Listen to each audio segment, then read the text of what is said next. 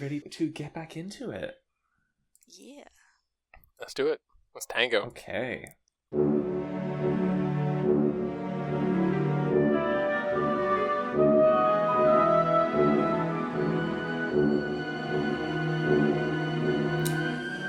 So, last we left off, we had a little introductory vignette for each of our 3 protagonists. We found Sapphirah Soccolla amidst kind of her tinkering and her passion projects, trying with her might to not be a part of whatever big party that her parents are throwing yet again. We found Rezier and his sister Verna basically assigned to be on guard duty after pulling an intense night shift. So no sleep for them. Very unfortunate. But hey, it's all about duty. You gotta do what you gotta do, especially when the reputation of your name and your house is on the line. True.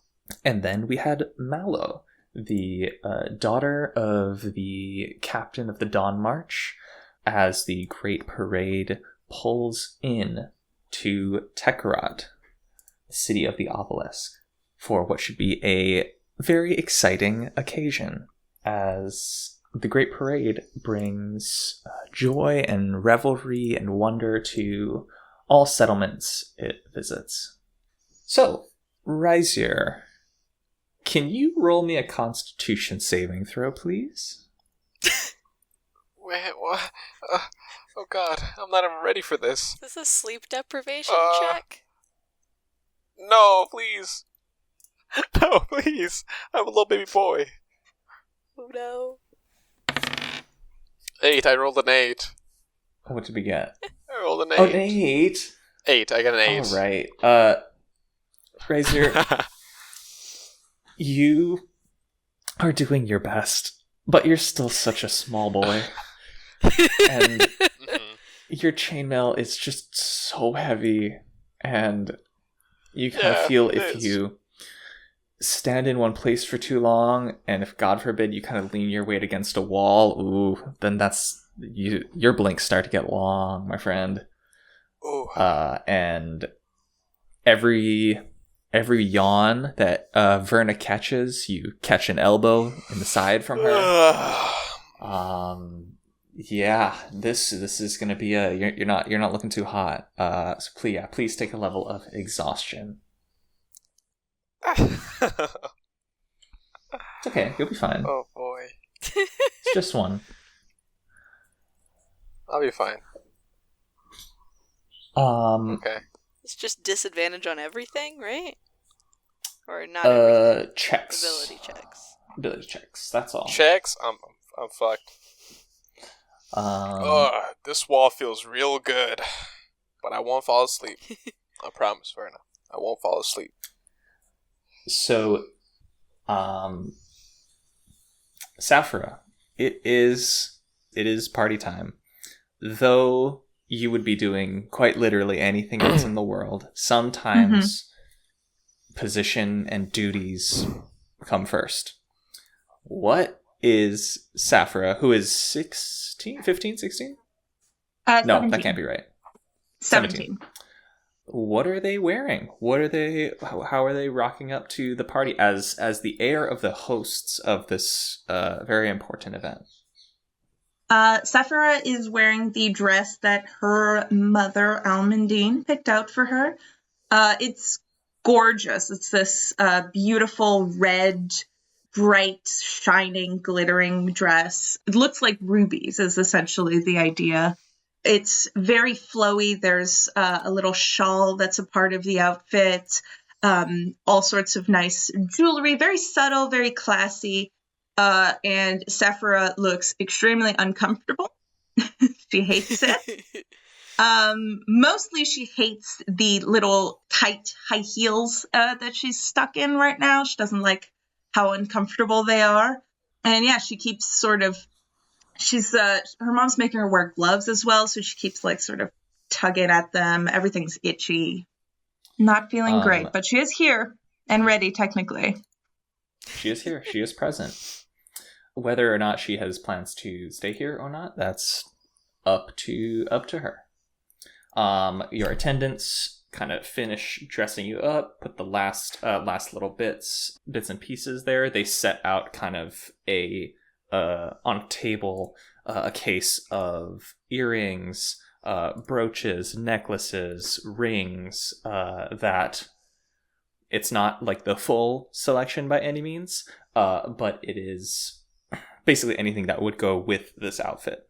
Your family, the Soccollas, are, of course, part of the Prismarium, the upper echelon oligarchy class of the city, brought to wealth and power chiefly by their extensive mining operations. It has been a couple decades now, this happened much earlier, before you were born, where what was once people called the Radiant Lake, basically a desert of just gemstones of all different kinds surrounding the obelisk, caved in, and what was first kind of an unending supply of money and precious stones and minerals fell into catacombs and chambers leagues and leagues into the earth. And it was your family who put structures and systems in place to send miners down to excavate those and find more, as well as start the housing board and in conjunction with House Socolla, run construction initiatives to build apartments and tenement structures for lower class within the catacombs and caverns that had opened up. It is a area of the city that you've certainly never been to, and have never been encouraged to visit.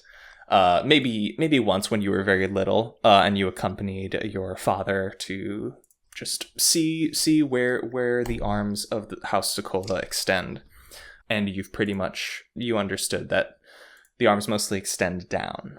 And down there is wealth, there are people living there, and it is a district now known as the Veins. So yes, all to say that you have quite the library of stones, to quite a lot of jewelry to choose from for the party. Yeah. Sapphirah picks out a couple of blue sapphire earrings, this really nice sort of emerald necklace. She's not matching the stones at all. She's got like all sorts of different colors, which seems eclectic and wrong, but she knows her mom won't mind, mostly because it matches Sapphirah's sort of freckled rainbow gem face. The one of the attendants, who is kind of taking time to dress you, looks at the ensemble and initially is about to say something, but then kind of understands, nods, because where one might kind of see a lack of cohesion, it is not the first time that you or a member of your house have decided to feature something different and make it a noteworthy showing. So with that, you finish getting ready. At this point, I think you hear a knock. How the much door. time is there before the party starts? Oh, there is about, you'd say probably 30 minutes before the first guests start to arrive. Okay. And you would also be familiar with kind of the structure of the banquet. So Sapphirah's plan is essentially to be very, very visible right at the beginning, because she knows she can't avoid that. She knows her mom will make her stay and introduce herself to every single person who walks in and welcome them. Once the party's more in full swing, once we're getting to the ball part of it and things are a little bit more chaotic, not as much of a focus is on her, that's when she plans to make her escape. And I think she probably gives her little sister, the youngest one, Alexandria, a little look to be like, you know what's up. Because she'll want to escape as well. Definitely. I think it's about this time where you hear the doors kind of like barge into your room, and both of your sisters, Lazuli and Alexandra, come rushing in. Hey, Alexandra is the one who kind of comes up, gives you a hug, says, "You look so pretty." Lex, you're adorable. Holy shit, give me a spin. Come on, show me. She gives a little spin.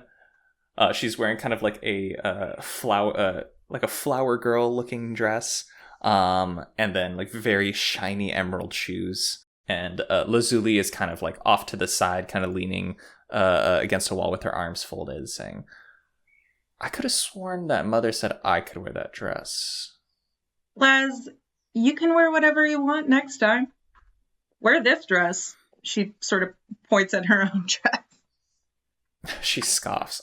"I'm not going to be wearing a hand-me-down from you, thank you very much.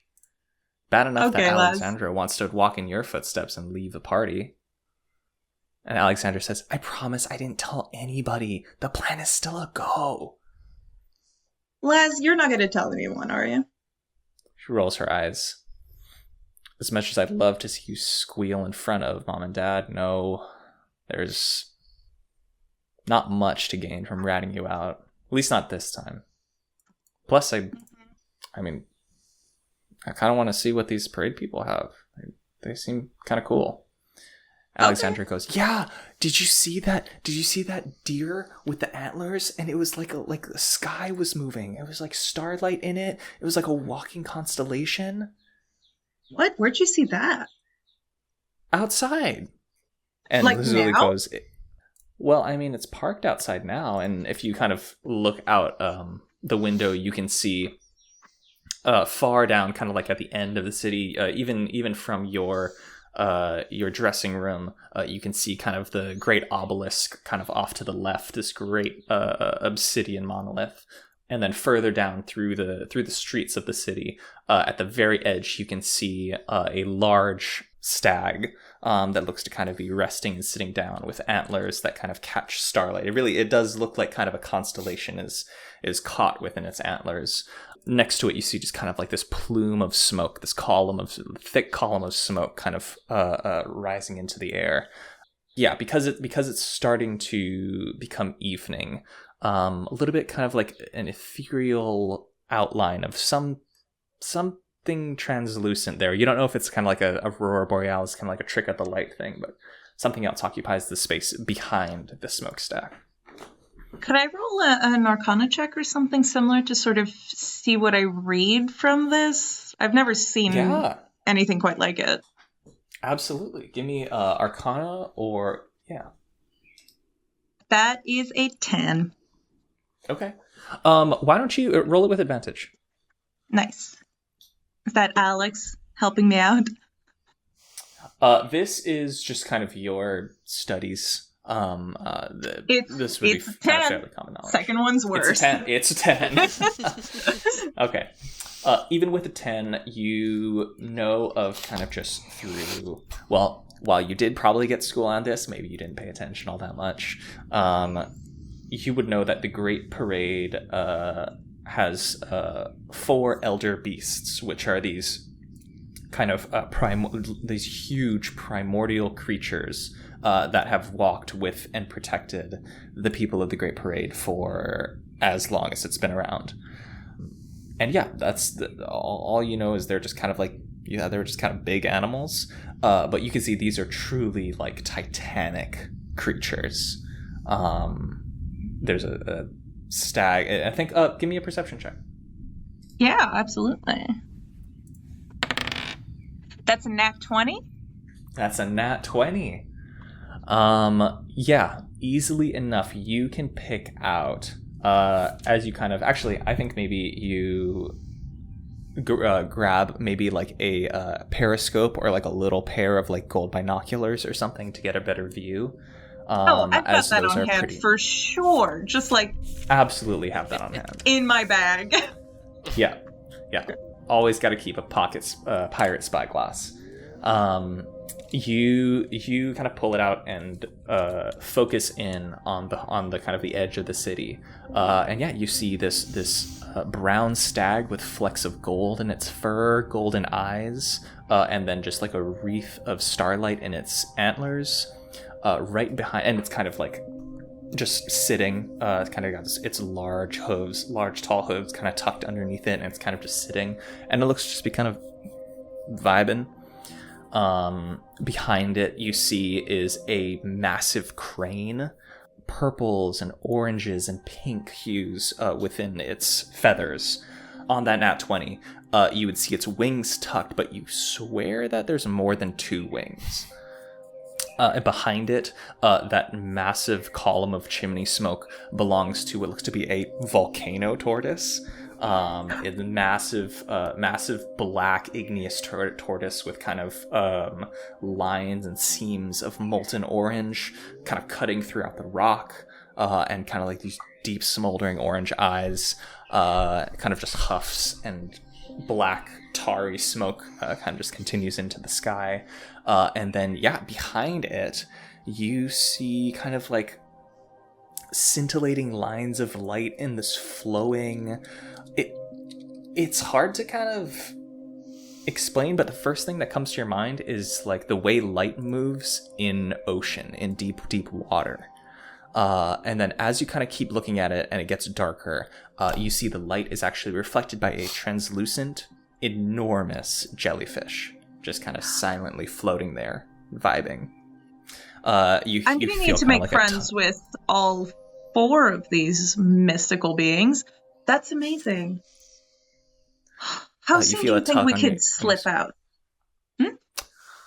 Alexandra, I think, goes, I want to go now, personally. Do you think Mom would notice if we're not there for the beginning of the party? I think Mom would definitely notice if we're not there for the beginning of the party. Aww. But maybe that's fine. Maybe it's okay. Maybe we just skip the whole thing. Laz goes, I can't believe I'm the one that have to be the conscience for the 2 of you. No, we cannot skip. Mom is going to murder us. We need to at least stay for the beginning. I'm sure there is a time during the ball, after all of... I heard there's ceremony and stuff, like exchanging of, I don't know, words and music and dance or whatever they do. The focus will be pulled off of us. Laz, you are the worst. I'm what keeps this little band of scoundrels running. You not call just yourself some a street urchins that can scoundrel? run around. She just kind of just disengages, looks at the wall, plays with kind of one of her rings. And Alexandra goes, I think she gives us a hard time because she loves us and she wants to see us succeed. Shut up, Alex. And you see, kind of, you know this, but your sister Alexandra kind of has a different crystallid than you do. You kind of have your gem-like freckles, and she has kind of like these angular lines against her cheekbones, kind of going up to her eyes, as well as 2 that kind of run across her skull, and then down the back of her neck. And her hair is kind of braided and done up to kind of like feature these and in and around them. And you know those 2, you don't know a ton of them about that crystallid specifically, but you know that she is, your mom has the same ones. Her and your mom have similar magics as well. If there's anything, is there anything else you would like to do as you kind of finish your preparation rituals? I would like to just keep scoping out it's my house. I know where everything is. I just want to see how the people are moving around to sort of get an idea of what the rhythm of the place is going to be so that I can better escape. That's all I'm doing. Sure. I love that. No roll necessary. This is the preparation you elect to make in kind of like the final moments before the party. earlier in the day, the servants and the staff were running around like mad. You saw guards kind of like polishing up their armor, getting to their positions, looking like regal as possible. The guards themselves, like they are kind of like dressed to the nines. The officers and the people in power, have more ceremonial armor on. But everybody looks to be just on their best, showing their best face. And yes, you can, no roll necessary, you can scope out what the best path would be. So yeah, before everybody was scurrying around. Now it seems to be a little bit more quiet. These are kind of like the calm before the storm, when the back of house kind of goes to the back of the house and prepares. So right now, kind of the hall has become a little bit quieter. What's the guard situation like? How many guards? Where are they posted? Where's the young newest guard, Rezier? Because he's young enough that I might be able to slip past him. Yeah. Your family, your house probably has a contingent of, I would say, 40 guards. As is done in the past, most of the guards are in the dining hall where the banquet will be held. There will be guards stationed, usually 1 to 2 apiece, at areas where that separate kind of the private spaces of the family, like your bedrooms, your parents' bedrooms, your offices, from where the public can go. Of course, they are not confined to the ballroom itself. The guests can wander anywhere through kind of the first 2 floors of your house, and exactly as your parents want them to. They want to kind of display their wealth and their grandeur. So the first two floors of your 4-story mansion are for public use. That's where the majority of the guards are going to be. 1 to 2 guards at any of the doorways or the thresholds into private spaces. Okay. Do you want to look for Rezier in particular? Yes, I think I would. Also, just to establish, I had imagined my bedroom and study to be sort of higher up on the above floors. Would that make sense with the layout? Absolutely, it absolutely would. Wonderful. I want to find Rezier. Okay. Why don't we cut over to Rezier? Rezier, you are preparing for the party. Your sister has, as well as your commander, have demanded that you clean every bit of your armor, so there is no rush. There's no rust. There is no grime. Everything has to be shiny and clean. Weapons must be sharp and at the ready at all times. You don't have any ceremonial armor yourself, but you have to clean it even more.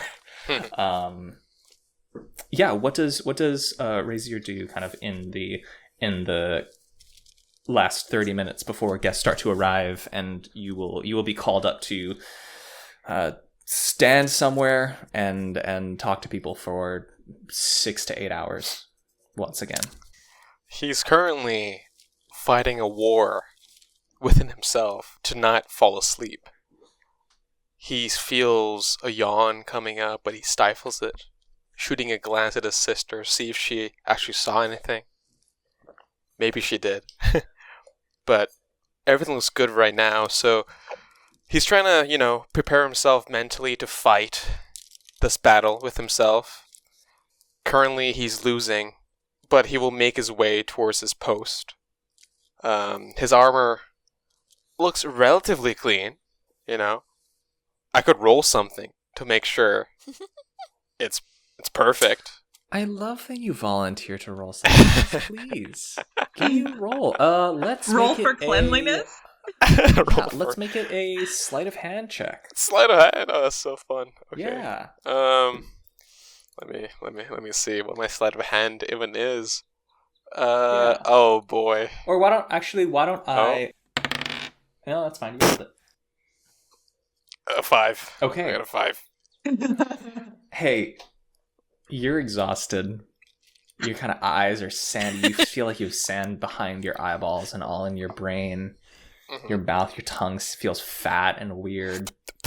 Yeah. This armor looks great. Yep, that's good. That's good. I put it on. It's good. And as you kind of put it on, you start kind of fastening. God, this feels heavy. Heavier than normal. Over top of the chainmail, you are given a kind of like ceremonial sash of House Socolla flying their colors. Verna kind of walks in and she has her ceremonial plate on. Oh, absolutely not. You call that clean? Looks clean to me. What are you talking about? Isan will put your head on a pike and hang it for the chandelier. I cut off before I actually finished my sentence, and I just stare at her wide-eyed. I did not mean to say that. Or almost said it. Anyways, I can clean it.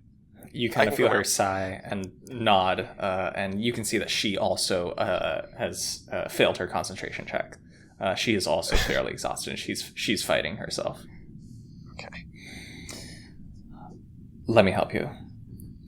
And she kind of puts down her things and gets out a rag, dips it in oil, and starts kind of getting off the rest of. Oh, you didn't do a bad job. It was just you forgot to do the underside of the chainmail, and the links are all kind of like circular, so you kind of got to roll them all to get everything off. But the first side you did. It was fine. You don't have to make me feel better. It's okay. I'll do better next time. For you. I know you will. And yeah, it's shitty. We got into a bad situation. It's the least I could do. This isn't your fault. We gotta look out for each other, okay? Thank you. And when she does say that, I sort of lean on her shoulder with one arm. The weight of the armor is quite a burden. She kind of just cups the back of your head. I can feel you falling asleep. Get up. Sorry. Please don't drool on this. Sorry.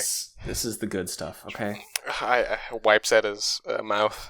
Don't worry, I won't drool again. I promise. And then, as you guys kind of finish up, you hear kind of the clunk of heavy armored footfalls, and your Commander Garnus, comes back down and says, "Hey. Just wanted to check in, see how you guys are doing. Can I brew you guys any coffee or anything? I know you came off of a long shift." I'm just kidding. We don't have coffee for you. So I was going to have you guys on latrine duty, but seems to be that the big heads have a different plan for you. New orders specifically for you two. Actually, more so for you, Rezier. They want you on kid duty. You two are going to be on protecting the heir and her siblings.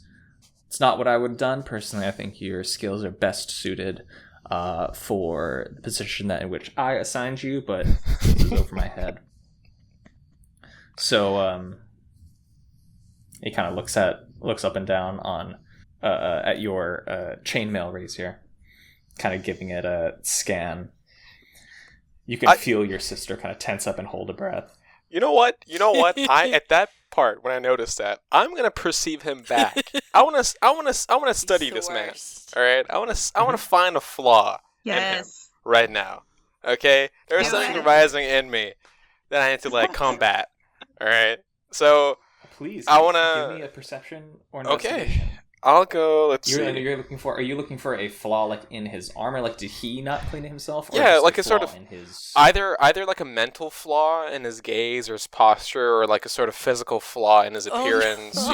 His armor. Maybe his armor's dirty too. Maybe, who knows? But I just want to see perception. Sure. Fuck! I suck ass at my rolls, dude. Does it matter? I'm tired. That's Hey, you are tired. Oh, and you are rolling these with disadvantage. I'm so sorry. The sleight of hand is fine. Go ahead and roll. Roll 20 hates you. Amazing. It That's is worse. that's actually so consistent. What the fuck? A 5, a 4, What and a the 6. fuck, dude? Look at that grouping. Man. Yeah. So 4. Yeah. Yes. Yeah. 5 and a 4. 5, Yes. 4, 6. That's right. Shit.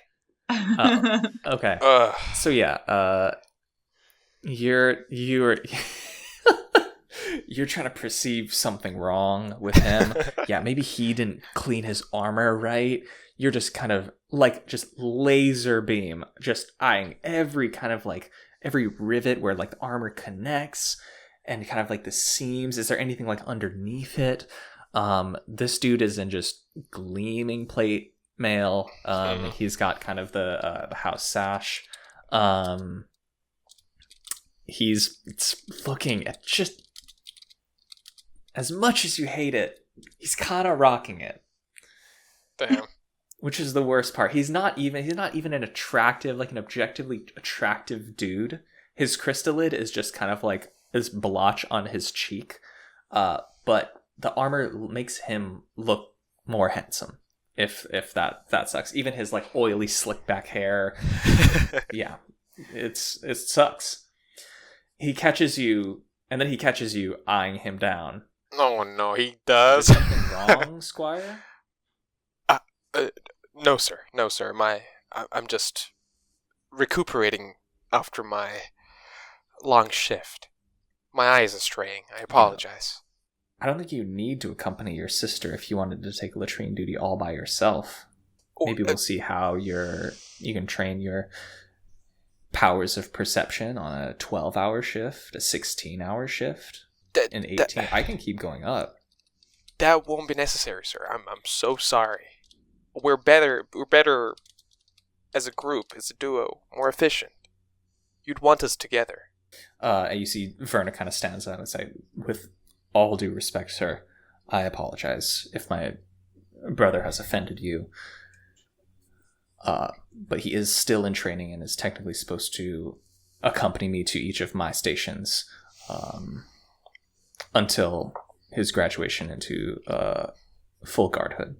And he kind of side-eyes Verna. Whatever. Be ready in 5. You two know where to go? 3rd floor. I don't know if you've ever been to the 3rd floor, but that's where the important people are. Kudos to you, Ethan. He is the The rest of us will be in the dining room. This And then motherfucker. He's the worst. You're If I You do were get playing an him item, so well. much. What the him, fuck? We'll take it. I'm gonna slit his throat. I'm not. Metagaming I be won't. damned. But I Mallow might. also hates this man. But like, if I do it, I can get away with it. True. You should. No. Yeah. You can. You should. If only I found a flaw. If only. I But I don't think didn't. I was Sapphirah too would tired. like him though. The most To be fair. insipid. Oh, Oh. no. Difficult to like. But I mean, we haven't even got there yet, but you know this is the type of person who puts on like the best face in front of his employers. Yeah. Yeah. Ugh. Okay. Yeah. Off you go to the We all 3rd know floor. them. So yeah, you guys head on up. And I think it's about that time that we have our PCs meet. Rezier, you and Verna, you're following Verna up to the 3rd floor. And Stumbling after her. as much as you hate Commander Garnus, you're right. Like, these look a little unfamiliar to you. Like, the carpet is nice. Everything is kind of beautifully colored. There are precious metals kind of like inlaid into the walls. The ceiling has just kind of beautiful art to it. And you're following your sister, who seems to be pretty sure and knows where she's going.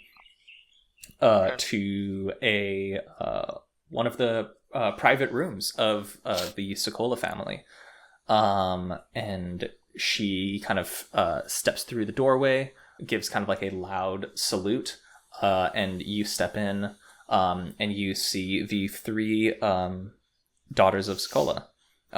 2 of them are kind of by the window, One of them is closer to you, kind of like leaning against the wall. Youngest one is tugging at the red skirts, the red dress of the eldest, the heir, who's holding kind of like a spyglass, looking out to the city. I will also give a salute. It makes me so but I'm sad. desperately... My arm just feels so heavy. So I'm trying to get it to my head. So I'm going to roll a performance. 11. I got an 11 to get that salute off. Maybe I managed to do it. I don't know. For those listeners at home, I'm not asking him to roll that. This is elective rolling. And I'm here for it. Okay, with an Sapphirah 11. just looks him up and down and goes, looking sharp. You can sort of see the twitch in his jaw, but he does not look at you. He stares straight ahead. Very determined. Great. Sapphirah sort No of pockets. puts the little spyglass just in her bra so that she can carry it around while wearing this dress. No pockets on this dress. No, absolutely not. Almondine would not allow it. Absolutely not. Sapphirah, you see the taller guard there, the taller of the two, who looks to be kind of the older sister, go, Lady Soccolla's. We have the privilege and the honor of being your personal guard this evening. If there's anything you need from us, let us know. We will try to stay out of your way and your sight, so you can enjoy the rest of your evening. But rest assured, no harm will come to you. You will be under our watch. Thank you. I was very concerned. She kind of like gets kind of a look in her eye, like, concerned of what, my lady? Is there a threat to your life? Sapphirah looks a little bit embarrassed and goes, "No, I was being a dick. Sorry." Oh. Well, if there's anything, please let myself, Verna, or my squire, my younger brother here, Rezier, let us know. Absolutely. We are so thankful that you guys will be watching us. Lazuli kind of looks to you, turns to you, Rezier, and goes, "You're not going to let us out of your sight?" Not one bit. But if, say, my foot hurts and I would like another change of shoes, can I ask you to go fetch them? I would carry you, my lady, to your shoes. She kind of like looks up and down at you. Is that All appropriate? due respect. With your permission, of Carry course. my little sister? It's for your And safety. you look maybe a little taller than me? I can manage. I assure you. You seem to be managing with that armor on. You know, And Alexandra, the younger one, kind of runs up and goes, "Stop being mean, you two. They're just here to do their jobs." And then she kind of goes up to you guys and says, "You two are, of House Fellbloom, is that correct?" And your sister kind of like goes wide-eyed and like looks at you like, how the fuck does she know that? We are, my lady. Alexandra goes, "Yeah, I heard about you, in lessons. I heard you were on tough times, and then House Socolla took you in and provided for you." Rezier, you know that's not the truth. That's why I'm But currently Question. raising an eye at Do Verna. I know that that's not the truth? Give me There's an eyebrow. a history check with disadvantage. Okay. I'm gonna ask Back the up lady, 24. who was teaching you this lesson, if I may. That's a 15. It's a 15. Yeah. I would say, Sapphirah, you don't totally like. It sounds like that's also what you heard. Sorry. What did you ask? Sorry. I was asking, who told you of us, my lady? Oh, my tutors. It is in the history of our house and the city. Also, you hear talk. Rezier nods. Looks to Verna for guidance. Give me an would- insight check. Okay. How would you describe what happened? Oh, Oh, could have been a fuck 17. me. mean to you. Oh, this is nice. This is good. Sake of the This is recording. ass. Dice. Number one. The No. dice have an image of Rezier. I'm having a tough time here. You're having a tough time. You can't. That is a natural one. Yes. Yeah, your sister kind of nonplussed. You can't really tell. And when you asked that, Sapphirah, you asked, you asked, is that true? No, I asked, how would you describe what happened? How would you describe what happened? You see Verna, the elder. Mm-hmm. Oh, she has disadvantage. There's something, I think there's an expression that kind of passes across her face, but she masters herself pretty well and says, "It is like they say. We're from a house fraught with disgrace. We were given the opportunity to join yours, and through acts of service and valor, we will earn the honor of our name back." Could I also roll an insight check on her? Oh, Please. yeah. My insight is -2, so let's see how this goes. That's a 3. That's a 6, I think. You're not rolling with disadvantage. Oh, sorry, 6. She's telling the truth. It seems it's a tragic story. Yeah, wow, what a tragic brother-sister duo. They're just devoted to their lives of service for you. And they look... Can I tell that they look tired? With a 6 insight, I'm gonna say no. They're as This bad is as gonna it be sounds, rough. they're just guards, man. Yeah. But with a 6 insight, you also think you could probably slip past them. Yeah. I probably would have thought that regardless of my insight. Yeah, That's more reflective of what I think of myself. absolutely. Self-insight. Yeah, and hey, there's 3 of you and 2 of them. Can't be that hard. Yeah, easy. Amazing. Is there anything else you two wish to do in this moment? No. Personally, no. Okay. And last but certainly not least, we move over to the outskirts of the city, into the heart of the Dawn March. Mallow, you and your mother are preparing for this party. What is Mallow rocking up with to the banquet? Mallow is gonna look underdressed, kind of on purpose, but also just because the Great Parade doesn't do it like that. Or at least the Dawn March does not do it like that. But Mallow is wearing, looks like a mid-length skirt, but is actually pants. Nice. With sort of a drapey bit of fabric over top that has little, silver stars. Mm-hmm. And, halter top with sort of matching cape, starry cape thing. She's got her hair in, a braid that has got little flowery bits. Probably real flowers. She's druid crafted some actual flowers. A lot of the dress will the more flimsy parts of the dress are removable for obvious reasons. Definitely. You kind of finish up your routine of getting ready. This, I think it's not new to you. You have definitely been in your 17 years as well? 17, 16? 16 years. 16. You've definitely been with the Great Parade as they've visited other settlements, but definitely hamlets, smaller towns.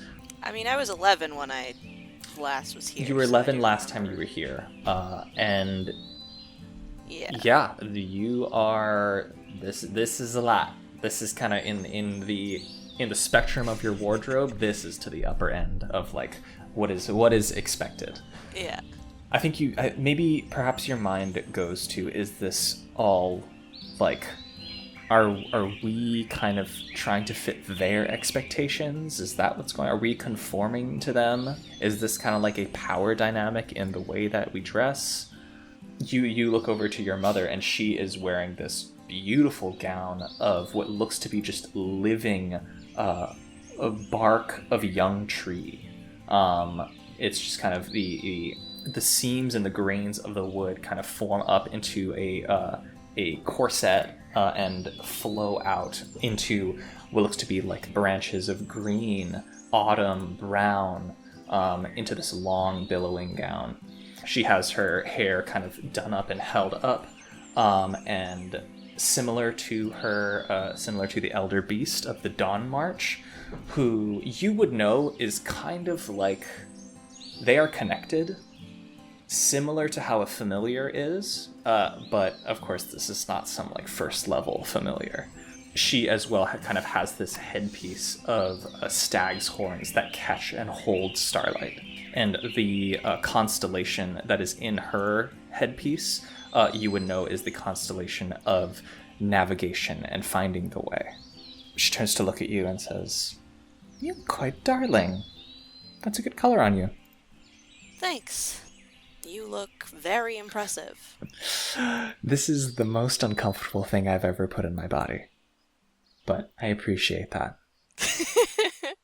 It's, and she kind of gets like a little, kind of like a intimate, like vulnerable kind of energy about her.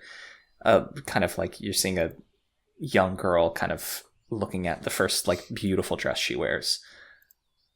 It's fun to dress up once in a while. And there's no excuse like a Tekharat ball to do so. I don't know if you quite remember last time we were here how the proceedings went. I just want to brief you so, we're on the same page and you don't get blindsided. And I know you have an agenda of your own.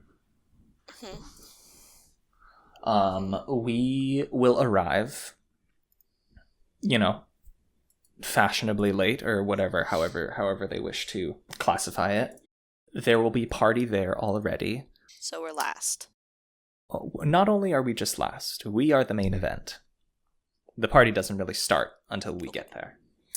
There will be kind of the aristocrats of the rest of the city there. I know there will also be a religious detachment who are kind of just there. They don't do a lot of proselytizing. Mostly they're there kind of just to show face.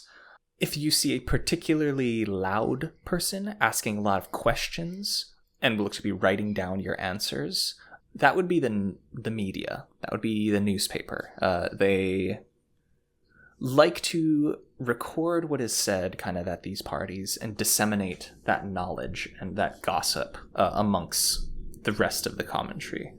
Because they like it. I don't know. I guess if you're not invited to any of the parties, then how else are you going to find out what happens about them? But also these are not gods. These are just people.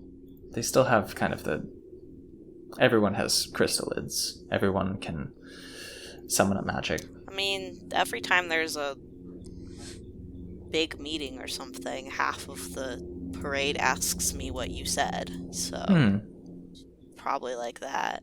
I suppose so. I mean, powerful people make decisions at parties. Powerful. Not a great place to make decisions. There's usually alcohol involved. But they do Powerful that. people also just like to have conversation amongst themselves because they're people too. And don't call me a powerful people. I am your mother to you. Anyways, we will arrive there. We will bring a couple of the solarium with us. I think Deacon Bloom, Collowheel, and Don Cedar will be coming. They will probably want to talk to the church detachment about some things.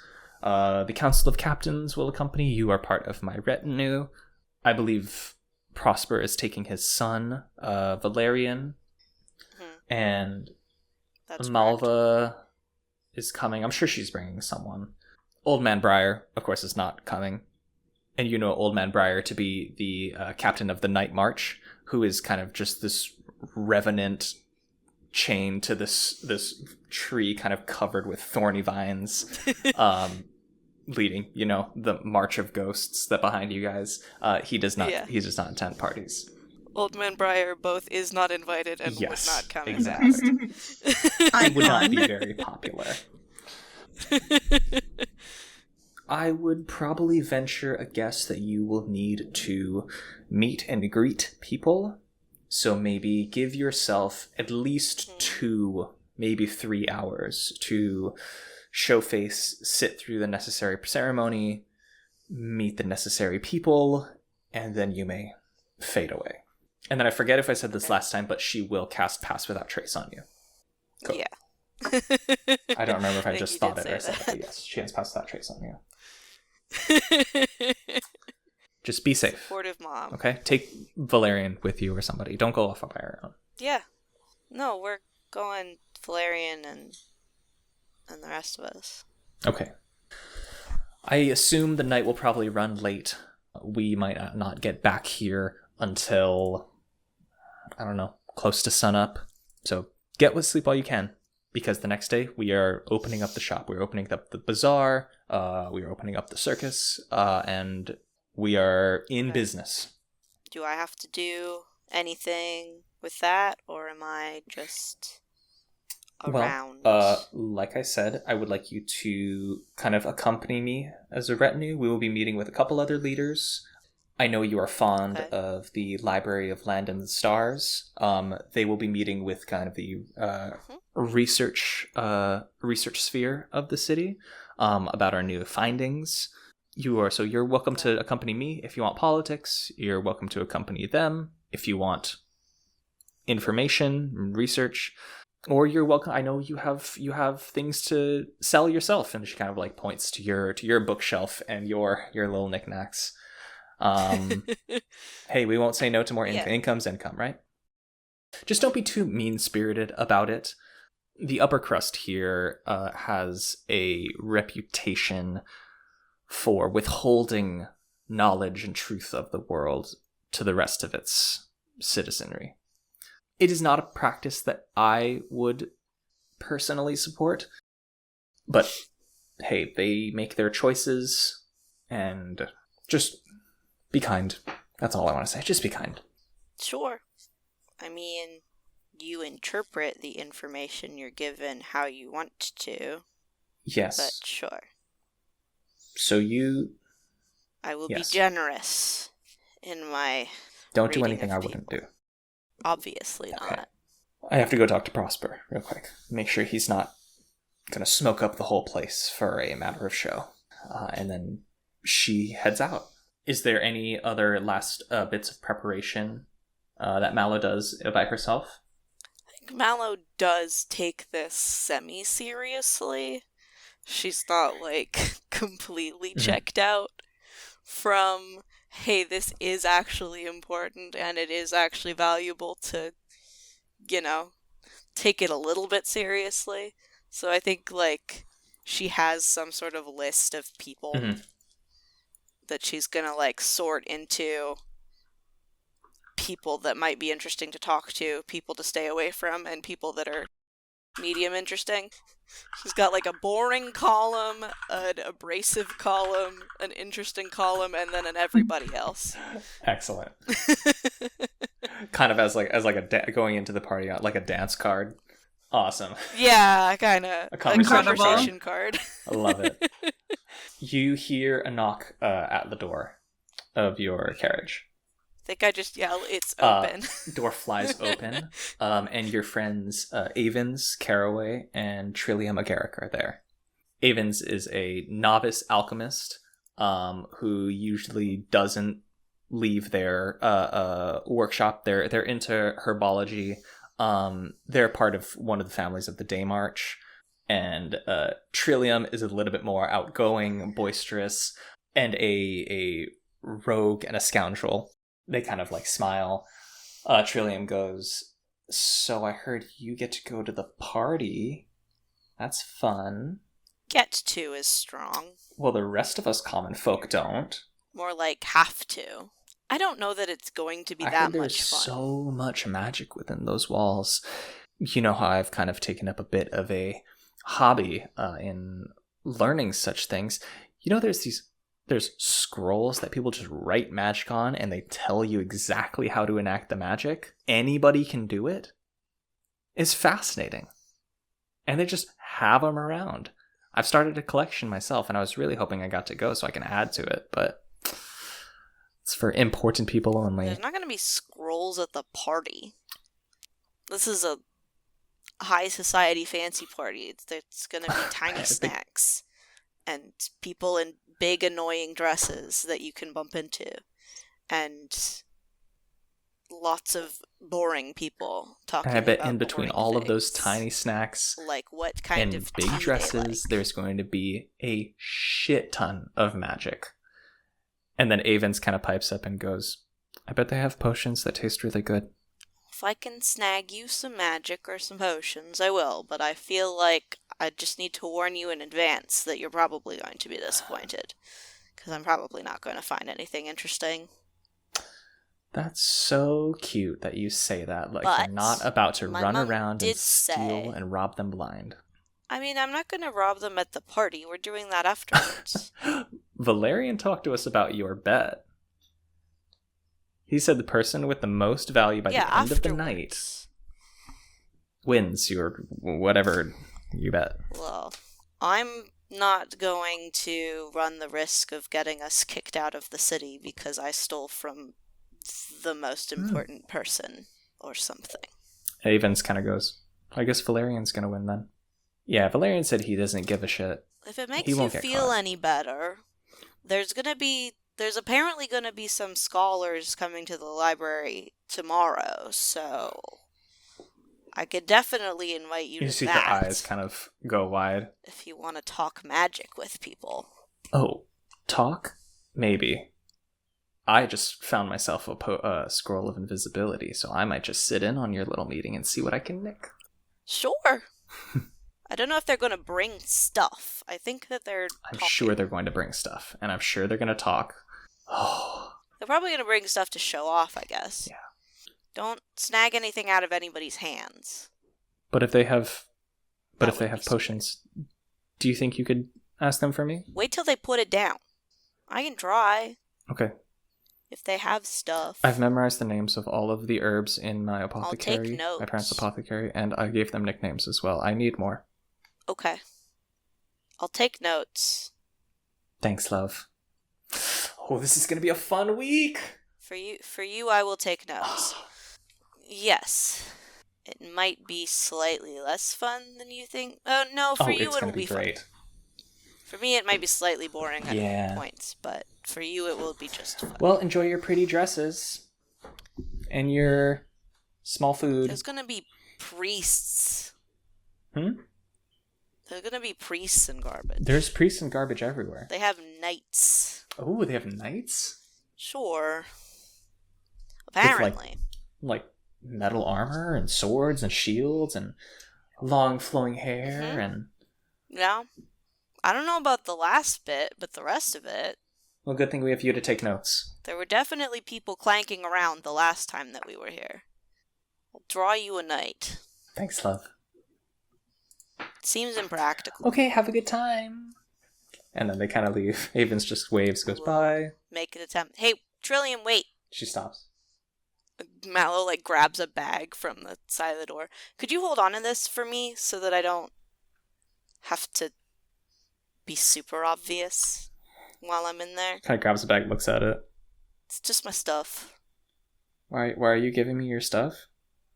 'Cause I can't take it. Look at me. You think this has pockets for all of my stuff? It has to have pockets for most of Think your I stuff. wear a backpack with this? I can't wear a backpack with this. My mom will kill me. Well, okay. Why can't you just leave it in... If I bring lockpicks, my mom will kill me. You're not bringing lockpicks? Not into the Oh. party.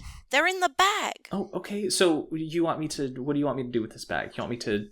Do me a tremendous favor and hold on to it until I get to leave the party in 3 hours. And then I will... And then you will come find me and I will give you this bag?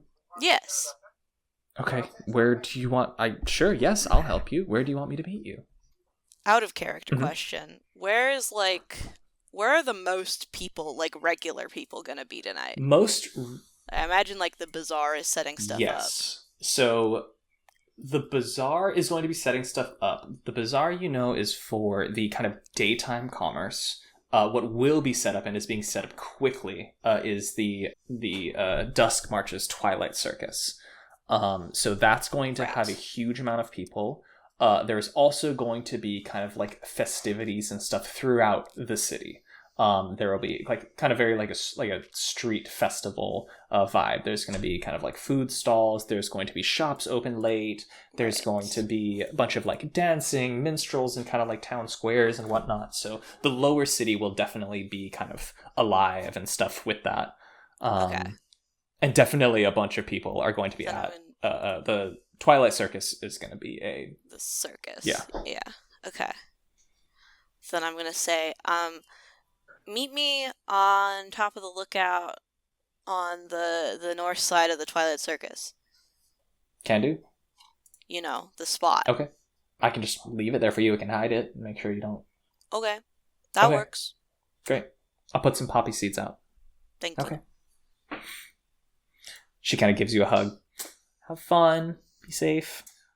Promise you, if there's something interesting, I will take it or I will take notes. All right. Have fun, love. We'll see you later. I will attempt to have fun. And they leave. I believe we are going to move on ahead to the beginning of the party. Mallow, you and your mother are in a carriage sent for you, actually, by House Socolla. You are in kind of a procession of other carts as well for the rest of the Council of Captains.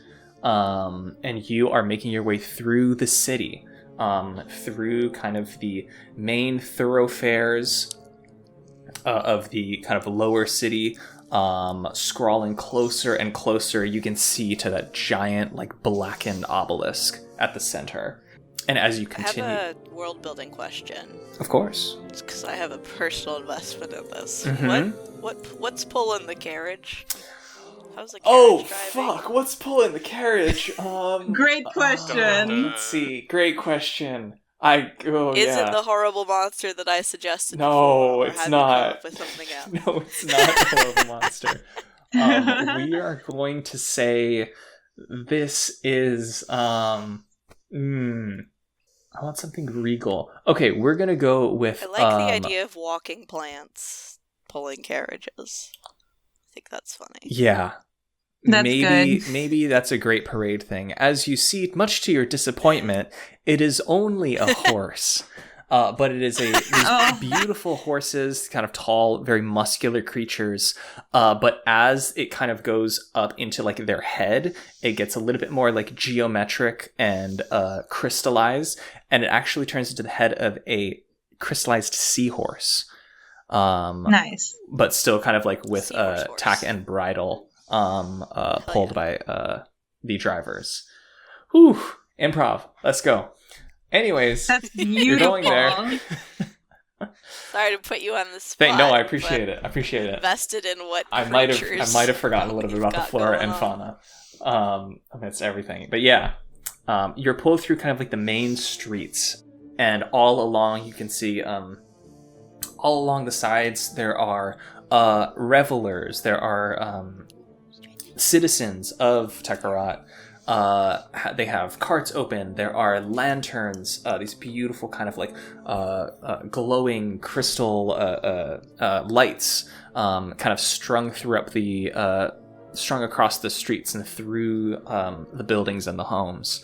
There are food carts, kind of like with sizzling foods and smells, cuisine that you've never smelled before, spices that are like totally new, or you at least hadn't experienced in a while. There is music, kind of seems to be just on every corner, from kind of like quartet bands to just a old person just playing a singular instrument kind of on a doorstep.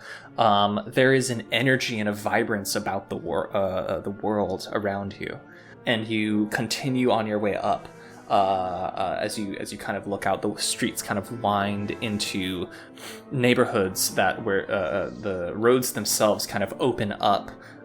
You see topiaries and trees kind of line the edges. You see a detachment of city guard outlining the threshold between what looks to be the common, just the common folk in the lower city, and the bigger properties of, you can see the nobility. These houses become much more vast, multi-storied.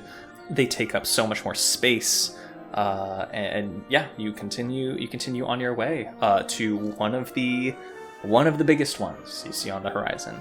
In said house, in House Socolla, the pre-party has arrived. There are the fellow Prismarium guests. I would say, because Sapphirah and Rezier are together, and with your mother and father, you greet each of these figures as they come by. Is there anyone that you can... before anyone got here, just to detect magic? Yes, absolutely. I just want to have it running. Just have it running? Sure. Yeah. You have it running. It is... up to 10 minutes, just as I'm meeting these people. Sure. These are figures that you have seen throughout much of your life. As you were a kid, and they were kind of like very, just very sweet to children as you are. They kind of presented as like aunties and uncles and kind of just like kind adult figures. But as you've kind of grown up, you understand the more nuanced social and political dynamics that each of them have with your parents, as well as what they represent and their powers. As each one of them comes by, you clock each type of magic from them, and if not from them, plenty of kind of jewels, baubles, trinkets on their person. These are powerful people of the oldest wealth of the city, and they are kitted out. With personal protections, with detect thoughts, with anything that, with gift of gab, anything they could think of. Detect thoughts running? Could I tell that? Yeah, I think so. I think it would be it would have to be the Liege Tanzani. They notice you notice on them kind of this beautiful like what the fuck is it? I don't know the name for it, but it's like this like decorative facial chain that kind of like hangs like about the ears, and then kind of just like hangs right on the bridge of the nose, like on the cheeks under the eyes, and it just glitters with all manner of like topazes and yellow diamonds, and you notice that is running with detect magic. Excuse me, detect thoughts. I just want to look at her and think, wow, you're stunning. She smiles very sweetly and gives you a little wink. Yeah, is there anyone... So you've got that detect magic running, that can absolutely be running. And is that a ritual as well? Or does that take a spell slot? Yeah, I could cast it as a ritual, I think. Yes, I think okay. I can. I'm happy for you to have that up. You just let me know if and when it comes into play. Okay. Could I? If you wanted to keep casting it. Can I ask something? So no. Yes, please, of course you can. Oh, okay. So because this is the prologue, right? Are we level 1? You are level 1. I am. Okay. Cool. I think because I'm on guard duty, I would have the natural inclination to cast Divine Sense as an action. Sure, yeah. Absolutely. And I will do so. What does Divine Sense do? There you go. Can you narrate it for our listeners? Yes. Divine Sense. When cast, the presence of strong evil registers on your senses like a noxious odor, and powerful good rings like heavenly music in your ears. As an action, you can open... I'm sorry if you can hear the dogs, by the way. We can. As an action, but you can open your awareness to detect such forces. Until the end of your next turn, you know the location of any celestial, fiend, or undead within 60 feet of you that is not behind total cover. You know the type, blah, blah, blah, blah, blah, blah. That's pretty much useful information. Okay.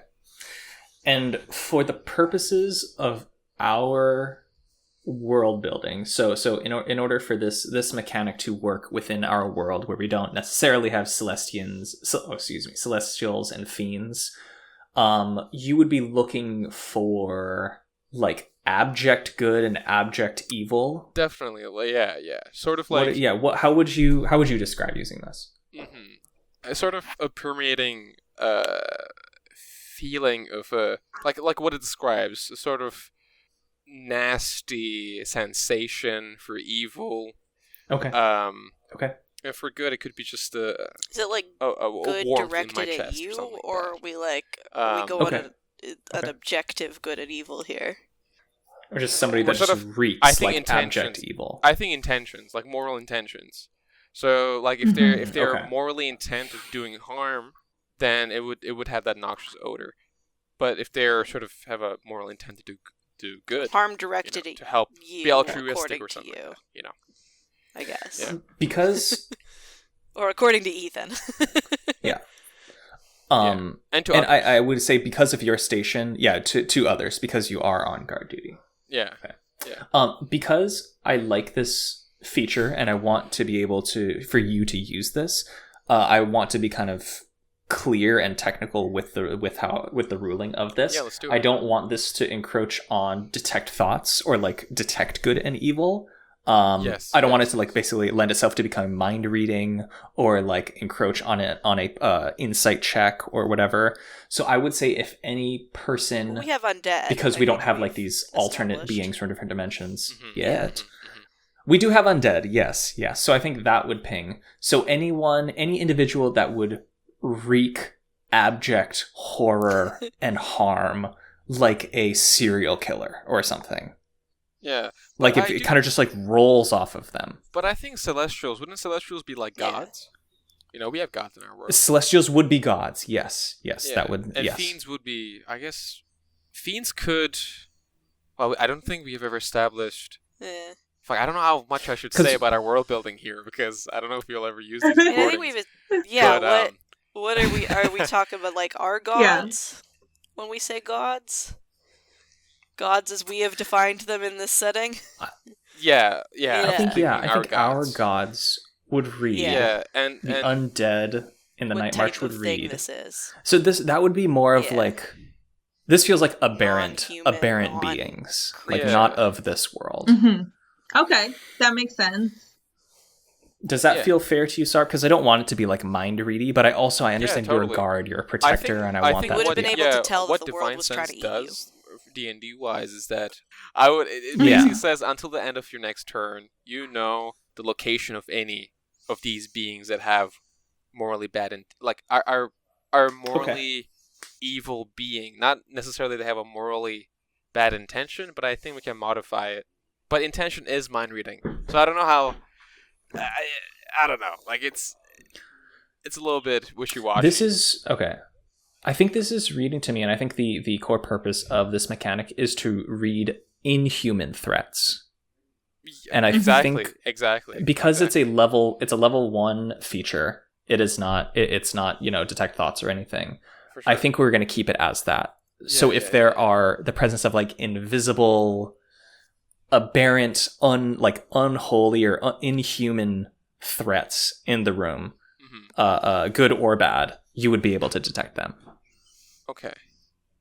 And maybe it's just a practice, like a ritual that Verna taught you of just like, hey, just once in a while, practice this, and then maybe as even like a prayer or something. Like, not that it would come up a lot, but it would. It's good to have. Cool. Does that feel fair? So, just to clarify, so it's or inhuman helper, I guess. Threat. We're saying it's good and bad. Mm-hmm. We're keeping like that. Yep. Inhuman threats. Yeah. 60 feet. Mm-hmm. So anything gods, undead, or alien. Yeah. Basically. Yeah. So 60 feet, inhuman threat. And okay. That's pretty much it, right? Am I missing anything from that? Yeah. That's good. That's fair for me. Does that feel fair for you? Yeah, whatever you define as inhuman. Okay. I could probably pick up. Yeah, you. How does your divine sense percolate? How do you conduct this? Sort of. I take a deep breath first, and with my exhale, I sort of feel my consciousness expand outwards. At first, my fingers tingle a little bit, and I know that my presence, my conscious presence, has settled over the space around me. Awesome. You practice this quiet rite of protection of Sentinel, and you do not detect anything. Nothing pings to you. Okay, cool. Awesome. So the Prismarium guests introduce themselves. They go to mingle. You see already lesser houses kind of start to kind of percolate. Is there anyone else roughly our age from the other houses, like any other heirs that would be here? I would say, yeah. I think you notice a pair of young boys, probably 8 or 9 years old. They look to be twins, dressed in kind of blue with these like crystal blue eyes, following around Lady Agatha Beryl. So, no. In terms of around your age, no. But there are children. They look to be just kind of like a little bit younger. Yeah. Oh. Can I make a note? Sorry. I missed something with the spell. It says within the same radius, you also detect the presence of any place or object that has been consecrated or desecrated, as with the Hallow spell. Just wanted to make. Within 60 feet, you do not notice anything. Cool. However, through kind of like the windows of the banquet hall that kind of look over the rest of the city, just kind of like a dull sunrise, just kind of out of the corner of your eye, the obsidian obelisk does kind of pulse and thrum. So it's very faint, but it is a register, and it is much more than 60 feet away from you, but it does still register within your sight. Or your perception. Yeah, I sort of shrugged that off because whenever I did cast this before, this always did register. And, it's just a dull presence. Yeah. Don't really know what it means, but it doesn't seem dangerous so far, so I'm going to ignore it. Coming up next to greet the hosts are a pair of men. The one in front is kind of this old, very like kind of small, hunched shoulders, lots of eyebrow and facial hair that kind of like dominates his face, with a tall hat of white atop his head, being helped up the stairs to greet you by a younger man, probably in his time is weird in this world, age is weird in this world. He looks to be in his 40s. Helping up this older man is the older man is His Holiness Rubius Gadaline, who is the leader of the Church of Tekenu, and helping him is Archbishop Legrand Tapaxia, who Sapphirah, you would know, is your mother's half-brother. Yeah. He's kind of an uncle to you. Rubius kind of walks up and goes, a wonderful evening and festivities to you all, our gracious hosts. May you walk in the light of Tekenu itself. You know me, always in the light. Little Sapphirah. How is everything? How goes your studies? Are you considering my invitation to the clergy? I sort of glance over at my mom, like, am I allowed to tell the truth? She kind of just gives you a look that no insight check required means just be amicable, deflect, don't be stupid. I'm keeping my options open. I'm just considering there's so many opportunities. The clergy's wonderful, so definitely up there on the list of choices. I'll let you know. Yes. Nothing more beautiful than service to a divinity above oneself. Yes. And there is followers, I understand, in your family. Isn't that right, Legrand? And you see Legrand, your kind of uncle, just kind of this tall man. I offer a fist bump to my uncle. He fist bumps you, for sure. Awesome. And then he looks to his sister, who just kind of like gives him this look like, come on, dude. In the middle of everybody, really. He kind of just shrugs and says, wonderful party, as always. Thank you, you all. I understand that we will be expecting a rather important couple guests this evening. I trust. Was there anything else, any help you needed in terms of preparation? I know my sister has always been one to, and she kind of interrupts and says, everything is fine. Legrand, I know that you have your own duties to take care of, clerical duties and whatnot. I do not fault you for following your faith, but we know how to throw a party just fine. And you see your uncle kind of just bow his head and say, of course. Nothing like a higher power that I can call, that I have a calling towards. And Rubius kind of goes, and I trust that, there will be plenty to sup from tonight, yes? And Alexander goes, oh, of course. We have only the finest catered food from our kitchens. Rest assured, there will be plenty of red meat. I know you are one who enjoys your steak. Very, very rare. The rawer the better, I would say. But don't skimp on the mini quiches, because they're really great. Your uncle goes, the mini quiches, I will say I have had, and they are quite exceptional. Yeah, Uncle Lego know what's up.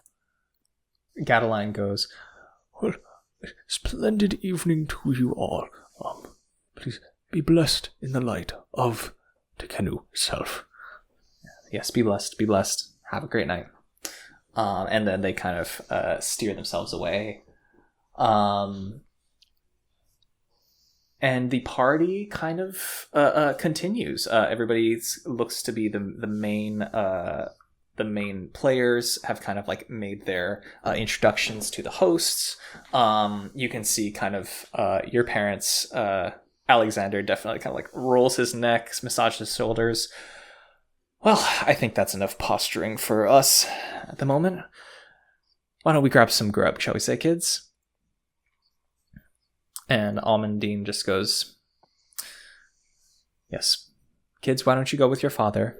You can grab some food to eat. I will expect you to all be making your rounds. And be good. Don't do anything I wouldn't do. And she looks at you specifically. Do you plan to, yes, you, Sapphirah. And who might be most interested of you to talk to tonight, Sapphirah? Me? So many people to choose from. Definitely want to hit up Rubius again. I mean, the conversation was so lively. I can't wait to recreate it. I heard through some of the servants that you've displayed a bit of interest in matters of artifice and construction. Might I suggest talking to Lord Chalcedony? I'm sure he has some insights that he could offer you. Oh yeah, he's got the good wine. Matters of fabrication. Yeah, He has for the sure. good what? Hmm? Regardless, I think it might be beneficial for you to speak with him. Perhaps he has an internship or a position available for you to learn some tools of the trade. Yeah, for sure. I'm going to talk to all of these people. Good. Don't That's worry two about it. birds with one stone in that case. You can become more proficient at your hobbies, and you can continue practicing your art of the court. Mm-hmm. Excellent. Why don't you come with me? I'll make an introduction. Oh, now. Why not? Is there something you're waiting for? Oh, well, Dad was talking about getting food, so I thought we could do that. And, Give me a Then- perception check. I mean, a persuasion check. yeah, for sure. Persuasion. 11. 11. You see her kind of give you a look, and then she just takes your hand and says, "There'll be plenty of time to eat later," and then kind of walks you cool. That's out healthy. onto the floor. I immediately fall in step behind Lady Sapphirah, and I follow. As you do, I think your sister catches your eye, and as you see kind of the family split in two, she motions and basically communicates to you, I'm going to follow the two younger ones and the father. I'll be on them. Why don't you take care of the heir? I give her a nod, and I proceed behind Sapphirah. I'm As gonna you kind of message continue- my sister. We'll meet back in about an hour. you get a message back saying, Incredible. and as you guys kind of walk to make that introduction, your mother grabs one of the mini quiches from a passing servant and hands one to you. Thanks, Mom. And I'm gonna wait to eat it until I'm in front of someone. Awesome. Suddenly, you hear some horns. The doors to the banquet hall open, and you see a contingent of people not dressed in baubles and stones and precious minerals, but of flowers and natural material and beauty of the earth and of nature. And the Great Parade has arrived. The first you see to enter are a pair of people kind of in this like sun darkened yellow, almost like a mustard yellow robes, and then coming behind them are three literally just very prominent figures, and behind them a contingent of revelers. Coming out in front are what look to be kind of like heralds in these kind of like woodland tabards holding the horns. Some of them have different instruments and things. And one of the heralds kind of steps forward, clears his throat. Almondine kind of leans down to you, Sapphirah, and says, "Oh, this will have to wait. A matter of ceremony. One moment." And then she lets go of your hand and leaves you and walks to the middle. The herald opens up the scroll and reads, "Of honorable kith beneath the radiant gaze we beseech thee. Let us stable our steeds who hath borne us across leagues untold. Let us rest hoof and wheel and soul, and lend this weary traveller a piece of thy fire. For we bring tune and tale and tidings of the world beyond, and wondrous menageries beneath our wind-swept eaves. We beseech thee to open thy noble home, and let us barter joys untold, before heeding the road once more." The horns sound again, and your mother takes the center of the room. And she responds, "Of righteous kith beneath the radiant gaze, we welcome thee. Put rest thy noble beasts who hath borne thee across leagues untold. Doff our weary boots, hang thy dusted cloak, grace our hearth with story and song. And when such revels quiet, lay down thine head upon our beds. May you be blessed and guarded beneath these humble eaves, for to be honored by thy serendipitous visitation, as all among your destined journey, you make us a glad home." The heralds kind of nod. The captains bow, and you feel, Mallow, you feel your mom kind of push you to bow as well. Out of behind the captains, a string of minstrels and dancers with looks to be long ribbons of silk and sheets and fans. They start performing a song. Mallow, you know this to be called a gift of song and silk. They take the center stage and they perform this beautiful kind of like haunting, eerie, ethereal song. As the performance dies down, there is like a respectful claps. The great parade performers retreat, and minstrels kind of from around the sides with these massive kind of lyres, these woodwind instruments, drums, begin a song called Hearth and Harmony. And you see kind of the rest of the violinists, the lyres, all of the instruments, the musicians from Tekharat also take up the same song, and this beautiful melding of song and dance and cohesion as the entreaty of the roadborne and the benediction of the open home sanctify that the great parade has returned to Tekharat. Your mother, Almondine, kind of turns back to you and says, "All right, well, this will have to wait. We have more people to meet. Come on." Mallow, your mother, kind of puts a hand on your shoulder and says, "Are those mini quiches, do you think? Do you remember having those as a kid?" I remember all of the food is tiny. That is the bit that I remember. Quite filling, though, I will have to say. They pack a lot of protein enough into tiny things. Come on, let's go meet some people. And the captains and the Prismarium, kind of, or not the Prismarium, just I believe Almondine as the host. They come to greet the host. Your mothers, I guess both of your mothers, they meet. Where are you? Okay, there you go. So Iris, your mother, is kind of there with her beautiful, like, druidic bark and leaf gown. Next to her is Prosper Morrill, Valerian's father. He's the captain of the Duskmarch. He's kind of this big boisterous personality, just a very, like, charismatic leader type with, like, a very big heart. He's got this big beard that is kind of decorated with all manner of kind of like blooming snowdrops and kind of like white flowers. And he's wearing kind of like these beautiful white robes as well, with what look to be four decorative crane wings.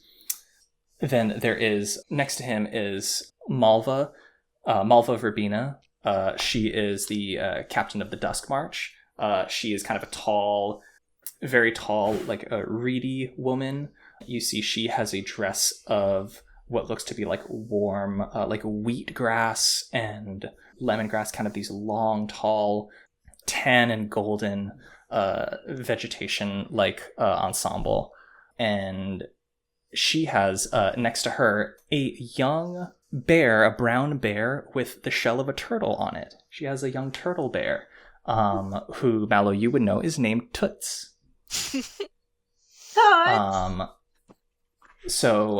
Toots stands at the side of Malva. Valerian, who is dressed in a very handsome suit, is behind his father, and then you take your place beside your mother.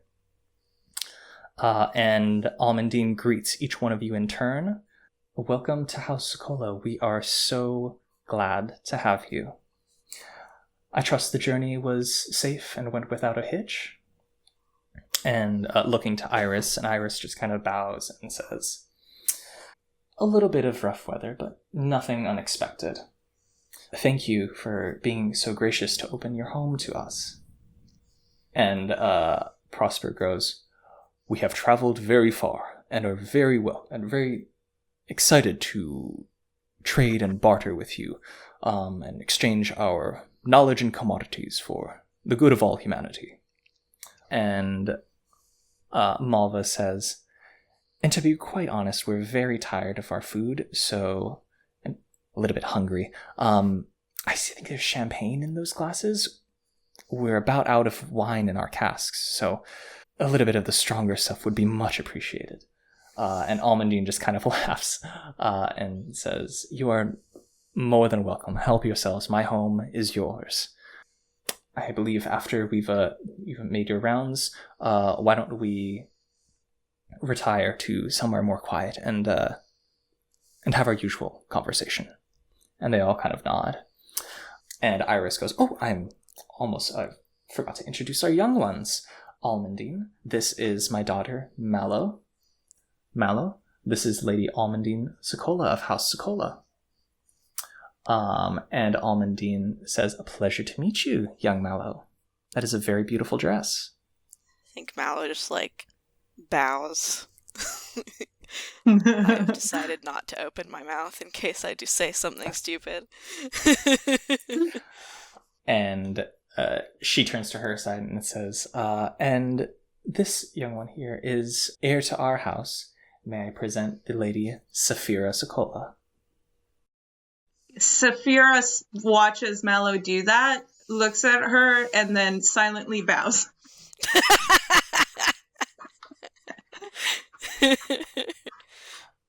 Prosper kind of laughs and goes, well, I guess everyone's a little quiet and shy, but I'm sure with a little bit of food and a little bit of drink, we'll all get along just fine. And Iris smacks him in the arm and says, the kids drink, really? And Almondine says, I'm sure there will be revelry enough for all. Now, why don't we retire? There's plenty for me to introduce you to. Gives Prosper a look and looks at him, looks at Valerian, if I had to do this, so does he. If the scary lady had to stare at me, then it's only fair. You notice that he doesn't notice your look, and Valerian kind of looks at you, acknowledges that, and just kind of gives a wink, like he made it out. Toots kind of pads over. Toots pads over and kind of just nuzzles your pockets, smelling to see if you have any treats or food. Yes, I have food. There are treats. I see that, and I offer the mini quiche to the turtle bear. Now it's trying to be subtle. Toots kind of turns over, looks at you, sees the quiche, and just little puppy gallops, and then jumps on it, and then snaps it out of your hand. You're my best friend. Rezier almost unsheaths his sword when that happens. Just a slight bit of silver. Or steel, rather. Malva also, gleams. as a bear, Sapphirah fully snaps food right out of Sapphirah's hand. Stares daggers into Rezier. How dare you? And sheaths the sword back.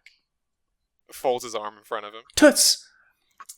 You see kind of a tall shadow come over you, and Malva kind of leans down and says, we do not bite food out of people's hands. I'm so sorry, my dear. No, I wanted him to. Yes. I loved your bear. Turtle bear? Yes. His name is Toots. Toots! That's an excellent name. You might be my favorite person here. Oh, how charming. Malva Verbena. Malva, I'm Sapphirah. Sapphirah, you have wonderful manners, and this is a splendid house. That is the first time I've been told that about my manners, but thank you. The house is pretty. Oh, you are a dear. Please excuse me. I have matters to attend to with the rest of your Prismarium. Sounds good. Yeah, and then she leaves. think I would like to do just a general, routine thing. I would like to do a perception check, just across the room. See if I can spot anything unusual, suspicious. Make a perception check with disadvantage. Oh, I love that. I love how you remembered. Wow. Oh, please. Just leave Fuck! the toggle on. Okay, I got an 18 for my first, and I got an 11 for my second. Oh. 11, Brutal. not too bad. That's alright, that's you average. just kind of take a cursory scan of the floor. Oh, wait, 1 Um, second though. 1 second. Whenever Sentinel's intuition, think? whenever you make a wisdom, insight, or a wisdom perception check, you can roll a d4 and add the number rolled to the total ability check. Suck it. Incredible.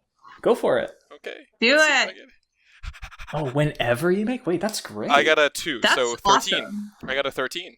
Sentinel's intuition, baby. Okay, you got a 13. Yeah. 13's better. Definitely. With the 13, are you looking for anything in particular? You're just looking for threats? I think I would. You kind of... Yeah, I would be looking at anything that would be, fidgety movement, any sort of unusual tailing the sort of walls around the perimeter of the room. Someone that's looking at a particular person for a very, very long time. That kind of thing. Mm-hmm. Okay. Unusual. Sure. With a 13, you kind of scan the perimeter, the borders of this place, looking for potential threats, anything suspicious, and nothing catches your eye. Looks to be the contingent of the Great Parade is mingling with the nobility of Tekharat. The music, the song and dance, the revelers are kind of just mingling, sharing songs. Some of the revelers look to kind of be trading little bits of just little sundry things, maybe some sweets or different kind of bottles of wine, drinks, food items amongst themselves. But it all seems to be kind of all good, all above board. In terms of fidgetiness, I'm not sure if he detects any from Mallow, because Mallow's been pretty... Mallow's not currently fidgeting. Mallow's been pretty mellow. So sorry. Nice. But I think you would notice Valerian, the young man next to her, he's got his hands in his pockets and seems to be fidgeting with something. Are you looking for weapons? I don't know if you can see them, but... So fidgeting with something in his pocket? What can I see the sort of outline or anything like that of what that object might be? Not on a 13. Okay. How far away is Valerian from my group? I think Sapphirah and Mallow, who are kind of at the closest to each other, would maybe be 6 feet apart. I don't know, 6 feet apart. Okay. I think Valerian's probably standing about 4 feet off to Mallow's right. Okay, I'm just sort of kind of not totally putting himself in the engagement, not totally not. I will do this. I will make it a show to try to catch his eye. I will actually turn my, head towards him, try to make eye contact. If that doesn't work, I will sort of shift my body towards him with the rustle of my chainmail. You catch his eye. He kind of looks over, and I think all of you can hear Rezier rustling his chainmail. I don't say anything. I just... You all kind of have yet to properly introduce yourselves. You've been introduced, but Toots is kind of the one bridging the gap between Great Prayer and Tekharat. The parents have bailed. The parents have bailed, have left the kids to do an awkward teenager meeting. Yeah. So is this your bear, or? I'm Malva's bear. She said it was her bear. Well, while these two are chatting, I'm gonna make it a show with Valerian to look at his hand in his pocket and then back up at his eyes. Can I see if I see this? Or is it really obvious? Yeah, please. It's really obvious. Well, Okay. yeah. I think you all hear the jingling. Yes. And yeah, Mallow, you can probably catch some nonverbal communication happening. Yeah, Okay. go make a perception check. Just to figure out why, I guess, is the perception check. Yeah, vibe check. 22. Ooh, Jeez. There baby. we That's go. a big I roll. wish I could 22. do that. Damn. Hopefully that cleanses the yeah, roll 20. you hopefully. Yeah, you clock Rezier trying to get Valerian's attention, and you look down and notice Valerian's hands are in his pockets.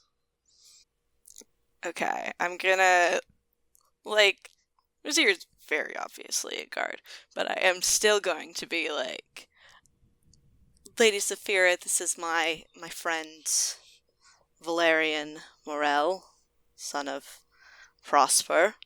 I don't believe we've been introduced to your friend. Looks at Rezier. This is Rezier Fellbloom, the youngest of our guards. You two should talk.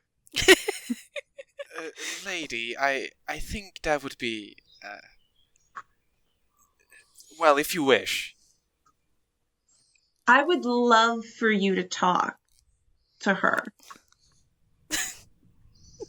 What will we Oh, I talk thought he was about? trying to talk to Valerian.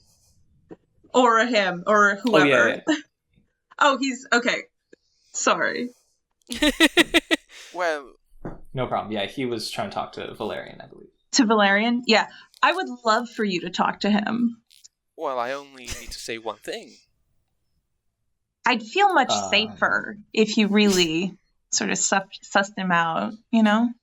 Well, I was, just making the point that you should not have your hands in your pockets in the presence of Lady Sapphirah. Animosity and suspicion right out of the gate upon meeting. Well, you were fidgeting, That's a and crime? that put me on a... Well, Since when is in hands in our this- pockets a crime? I wouldn't say it's a crime, but when I don't see what you're fidgeting with in your pockets, that could pose risk to Lady Valerian, Sapphirah's- what are you fidgeting with in your pockets? Well, all I was fidgeting with in my pockets was this, and he pulls out this beautiful kind of like red and blue rose. Does that I just satisfy thought I you? might. And what I sort thought I of might give plant? the Lady Sapphirah. I would not do that if I were you.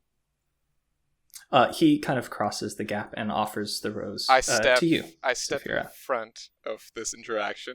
What is this plant? Is it... I think it's a flower.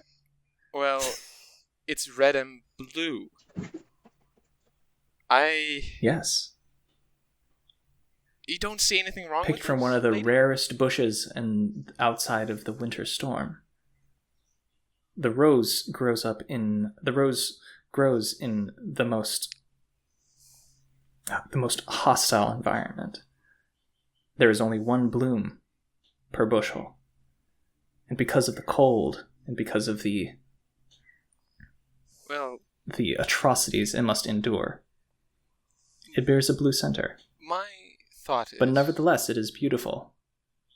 I don't disagree with you, but my thought is, if it did grow in the most hostile environment, as you say, does it not make the plant rather dangerous? Is my concern. It survived, didn't it? I think Mallow is trying very hard not to laugh and just barely losing it. I think Valerian Sapphirah's kinda cocks trying his to head. back away behind Rezier to try to get out of his sight as he's distracted. It's Mallow's transferred beyond annoyed to just this is a bonkers interaction. I think she says to Valerian, As much as I think that your offer of your frost rose to Lady Sapphirah is very generous of you, is out of character. Is the rose story bullshit, or... Yes. Okay, that's what I thought. Well, I was just gonna name it on the fly, just for fun. As much as I think that your offer is terribly generous, it does seem like it is not received with as much generosity, and Valerian, I'd hate to stay where we're not wanted. Perhaps. You must forgive me. I was too presumptuous in the customs and the manners in which this court conducts itself. I mean, merely if we wanted got to into offer a a gift brawl to... over a plant, that would be A little potentially embarrassing. Quite dangerous plant. ridiculous. Sir Sure. Knight, it's a plant. You called it a frost I don't- rose. Yes, have you never seen Frost. a rose before? I've seen many roses, but never a frost Have you never rose. seen frost before? Well, certainly. You I've know seen what frost snow. is? The frost, the stuff that when the water gets cold. Look, Hey, I do just you want know my what Lady cold Sapphirah is? to be safe. Lady of the parade? Come on. I understand your suspicion. Rezier, was it? Yes. Incline my head. I meant no offense by the gesture. I only wish to offer a rose to the most beautiful thing I've seen in an hostile, unknown environment. Rezier tries so hard not to scoff. But you can keep the plant. And he throws the rose at your chest. Sapphirah tries not to gag, hearing that. I just I watch can't. it Should I fall. make like a Constitution saving throw to see if I succeed? Go for it. Go Yeah. for Okay. it. Let's see. Okay. Yeah, I succeed. That's a nat natural 20 to succeed the con save, not to Wow, yak. that's amazing. Yeah. See, we fixed the roll 20. We've cleansed it. Yeah.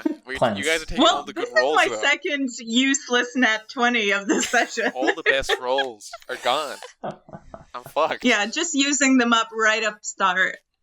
Yeah. Oh, man.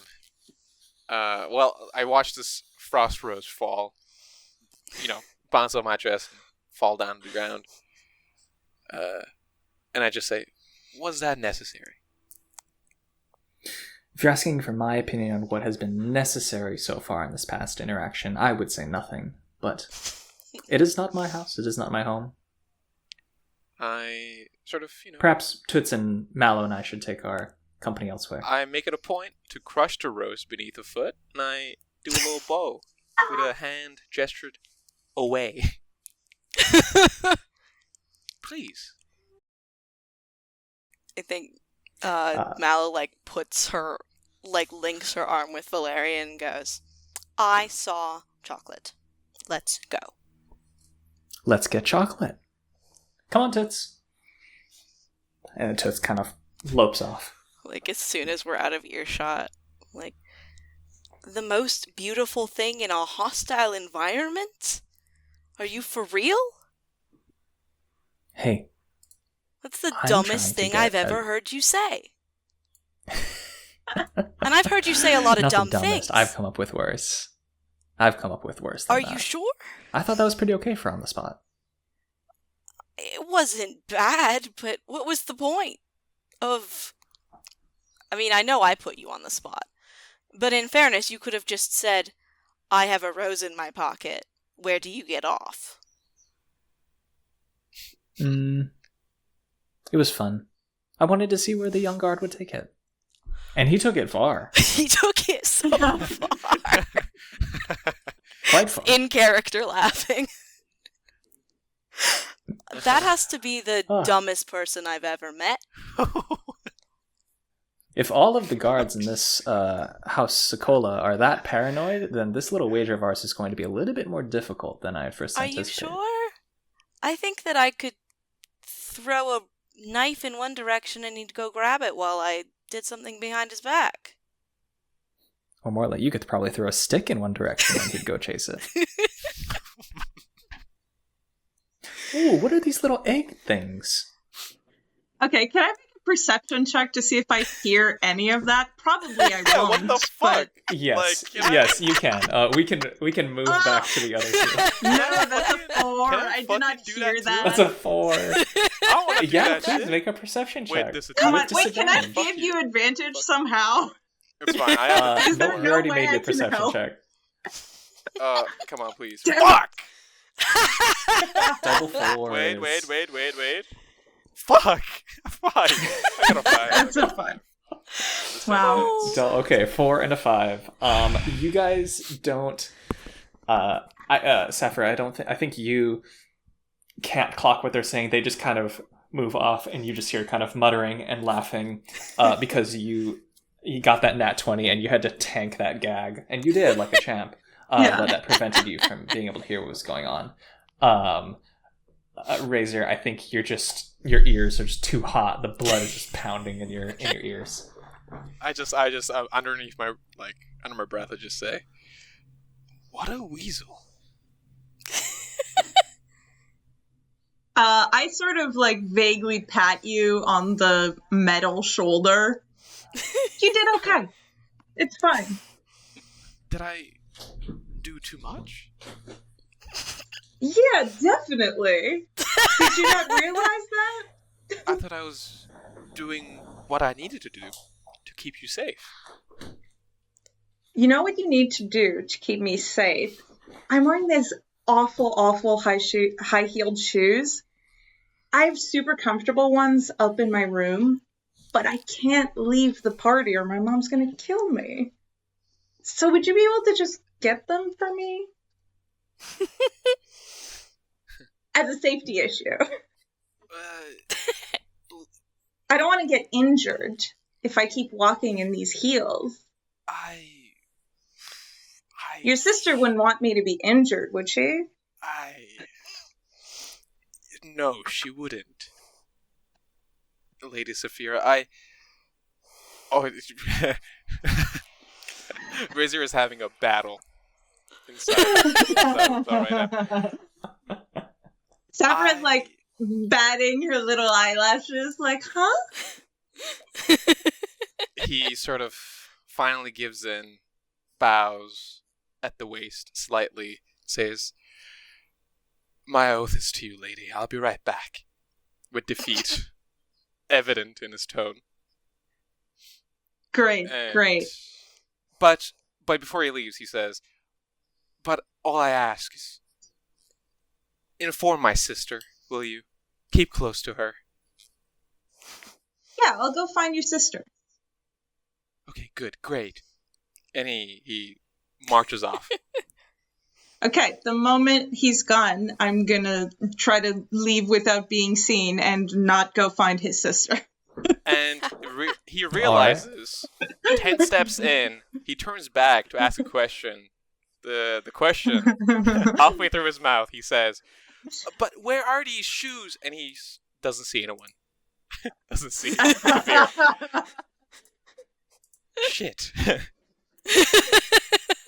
I guess I'll just look, then. And he goes to Sapphira's chambers. Does he know where things are? Nope. Where the chamber is? Isn't that where you were Oh, no, before? you do. Yeah, she was getting ready. Yeah. Oh, yes. I don't know if You find a Yeah. place where you're Oh, getting ready. yeah. Private I guess bedroom? it was my room. Yeah. Yeah. Okay, great. I'll just backtrack. Let's see if, with my tiredness, I remember where it is. Oh boy, You did how'd I do no. this? Survival? You stop rolling. You don't have to roll. It's okay. No, stop it. What Stop roll? It's it. so brave You're of you good. to keep offering to roll. I love So chance. sweet. I'm a sociopath. I love that. I'm a psychopath. Okay, when the campaign starts getting difficult, I will love Masochist, it. I think is That- the that's word. that's for the now. right fucking term. the word Thank you're Yeah. looking for. Thank you. Thank you. See, I Thank tried you. to I'd like follow hurt in your myself. footsteps with that con save, but I accidentally rolled a nat 20. Yeah. Yeah.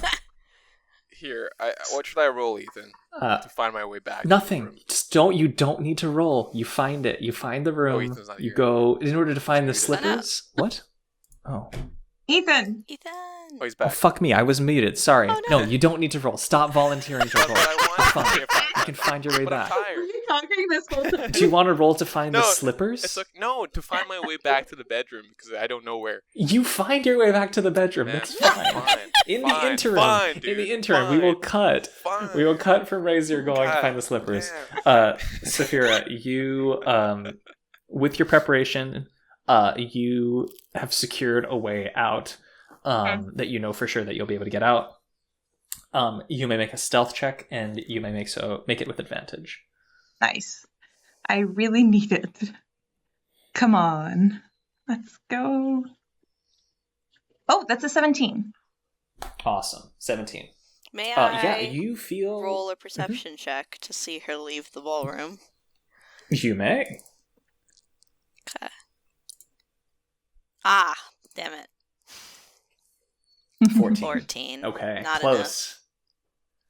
You don't. Yeah, looks to be the young Soccolla and her loud guard have went somewhere else. Loud guard is very rude. Just very rude. Character assassination? My god. Character assassination. Sapphirah, you managed to weasel your way out of the ballroom, and you make your way through kind of the halls of your house. A couple guests, most of the guests are still in the banquet hall, but a couple of them are roaming around. You see from the dining hall itself, there are a couple in the ballroom. You can see a bunch on the veranda, kind of in the open air, kind of looking over the city, admiring like the obelisk. There are a couple kind of like walking around the foyer. And you looking? So you can either. So the way that Mhm. I'm stealthing is I don't want to be like crunched, looking for shadows and hiding behind doorways or anything like that. It's Right, more like I'm trying right. not to draw attention. Sure. So I'm like, I take my shawl and I like kind of wrap it around my head to sort of cover my face a little bit so that it's not so obvious who I am, but I still look like I belong. I'm walking with purpose, avoiding eye contact, but trying not to look suspicious. That's kind of where I'm doing with this. So like, I'm not trying to be invisible. I'm just trying to be not noticed. Mm-hmm. Totally. Usually something very difficult for someone in a very sparkling loud dress, high heels, in a very full ballroom surrounded by guards. But this is what you do. You are quite proficient at this. So yes, you are able to socially stealth your way out of the party proper, Great. into a side chamber, an antechamber. Yeah. I've stashed a little costume in there, so I like take off my shoes. I put on my actual comfortable shoes. It's going to take Rezier a while to find them because they are here, not in my bedroom. God damn it. Tricky. Rezier's no good, very bad day. And I put on my commoner costume, which is like men's clothes, and I sort of put my hair up in a bun to sort of try to hide it, and look as not part of this world as I can before I slip out. Mm-hmm. This time You stealthing get a the message. shadow way. Nice. You get a message from Laz saying, Alex and I distracted the guards outside the front door. You can just walk right out. Sick. That's what I message back. My sister hates me. You get then you get a message from Alexander saying, "Can you grab me a couple of the meat skewers, please? The chicken satay." Yeah, for sure. Like on my way Thank out, you. I just like grab a handful. Awesome. She would say, "Can you grab me a couple chicken satay skewers from the Hawker Square?" I think it's right next to where the Great Parade has been set up. Yeah. Got it. Great. And you head on out. Okay. Let's see. Why don't we go? So, Rezier, you are looking in. How long do you think? I'm just honestly on my way to the bedroom, just mumbling and grumbling to myself, like, why did I agree? Why am I? I was very frustrated with myself. And I think before I even get to the bedroom, I sort of give up. And I really want to just lie in a bed right now, go back to my cot. But my stomach's grumbling, I need to go back to the party. I sort of just stand still for like 2 minutes, just zoning out, trying to decide what to do. Mm-hmm. And I think I just really just get in the groove of my oath. You know, I just listen to my sister's voice in my head again. We need to serve these people, right? We need to protect them any way they want. And, you know, I'm going to do exactly that. I'm going to go to the bedroom, and I think I'm going to open the door. I'm going to search for a good 5 minutes, you know, for the shoes. Rezier, as you are kind of recentering yourself and you're about to head to the bedroom to look for shoes. Yeah. What is your passive perception? Ooh, good question. Let me see. It is 11. 11. Yep. 11. Mm-hmm. On a 4 stealth check, you hear the creak of a door at the far end of the hallway close. And you know that to be private quarters. That is one of the that's Alexander's office. Okay, I sort of raise an eyebrow at that, and I sort of step towards that door that just closed, because I know no one should be in there right now. The party's going on, and I put an ear to the door. Do you open the door? No, I put an ear to the door first, and I actually you actively ear to perceive. the door. Go ahead, give me perception with disadvantage.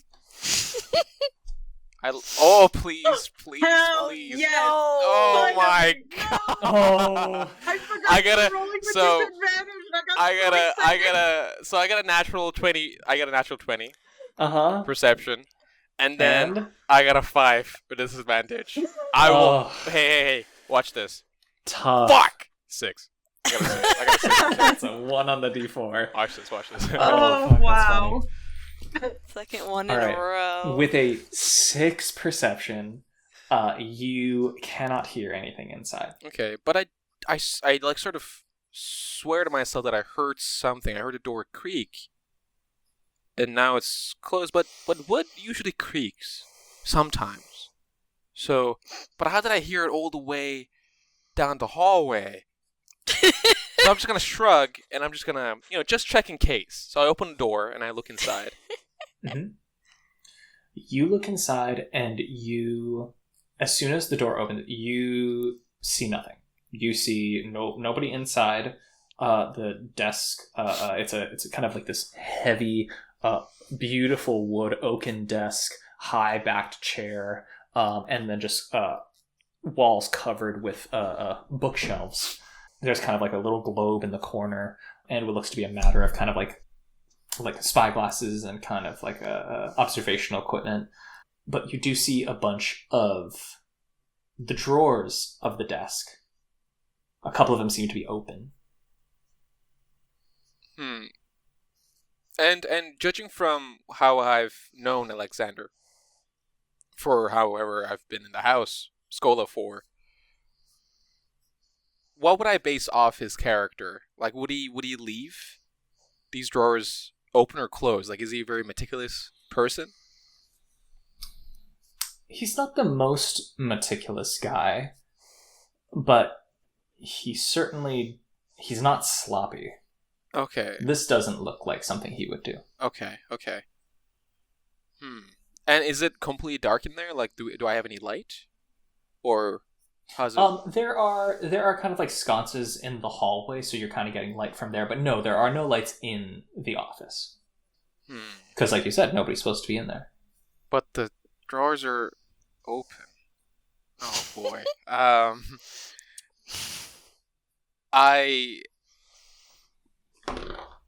Oh fuck. What are you rolling? I hear you fucking rolling dice. You're putting me on edge, dude.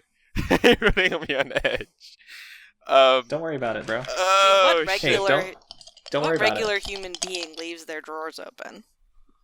Someone... Now, Ethan, are you rolling like right next to your mic? How is this so loud? Yeah, what a monster. Someone... Okay, look. Someone at a rush for the party would leave the drawers open, right? But I heard this fucking door creak. Closed. So I'm gonna... Is there a candle nearby? Like, can I, like, light something with a match? Yeah, I you have can light matches a on my candle. person. Yeah. Okay, I'm Sure. gonna light one of the sconces inside the room. Close to the door. Sure. You close the door? No, the one of the just sconces inside the room. Sure. Inside the room? Yeah, Yeah. yeah. You light up kind of one of the wall sconces, and a glowing light flickers. Also, this is a a nice place. You can turn on like a magical glowy crystal lamp, Amazing! I fucking love that. for lack of a better word. Sure, I will do that. Let's go. Great. I love crystals. Great. Yeah, sure. I will do exactly. Magical crystal light Delicious. fills the office. That. Okay, cool. What kind of what color? What kind of light color is it? It's the kind of like cool white of a hospital or office building. Disgusting. I lost all respect. Oh, for my dad Alexander. sucks. Yeah, that is suspicious. Honestly. Yeah. Honestly. Magic. Warm Could be oak anything. wood desk. Warm oak features and what cool white light. Ugh, makes me shiver Awful. the moment I light it. Sadist. And I just have another closer look at the room from where I am right now, at the door.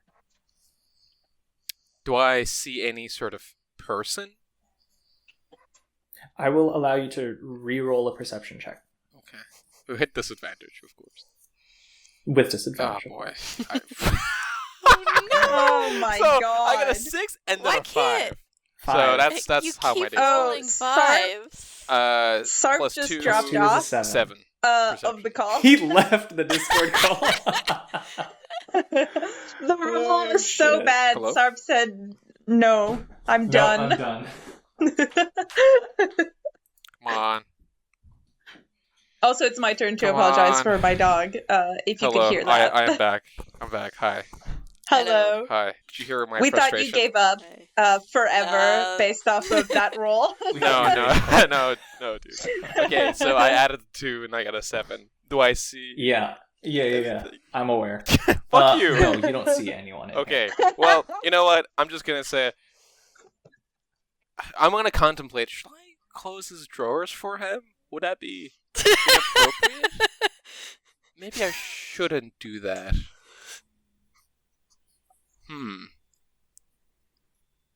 I love this dumb teen. Yeah, I'm going to just sort of nod to myself that I did a good job, and I'm gonna turn back around. I'm gonna turn off the light, and I'm just gonna close the door behind me. Yeah. Yeah, weird. Yeah, we're, Oh God, I love him. Incredible. yeah. I guess I just I'm gonna nod to myself and tell myself that I did a good job. yeah. That's so You know, good. I'm gonna get out of the room, close it back. You know, doors creak all the time. You know, whatever. I'm just gonna think to myself, Aw. what was I doing? God, my head is just so foggy. Poor sleepy boy. I guess I should. What was I doing? I genuinely don't remember as my character. Forgotten about the shoes. Yeah. Yeah. Yeah.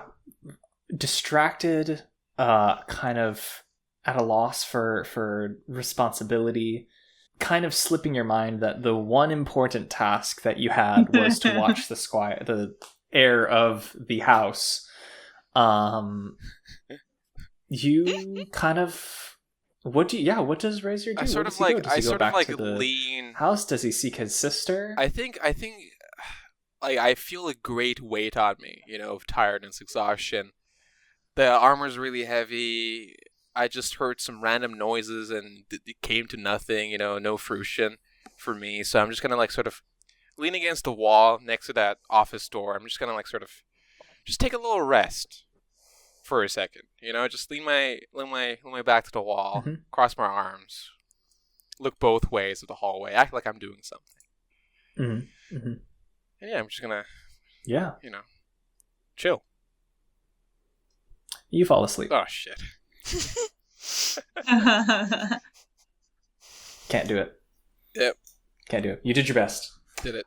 We are going to move over to Mallow and Valerian. Where do you kind of... And Valerian is totally... He's, taking your arm, but he's letting you lead. Yeah. I mean, I think that, Mallow is collecting little treats and things. I think she brought, some sort of little box to protect whatever she's grabbing for Trillium and Avens. Mostly Avens, I think, wanted snacks. And trying to figure out what is the best way to embarrass these people. Because now, she was gonna just, pickpocket some randos before, but now she's mad.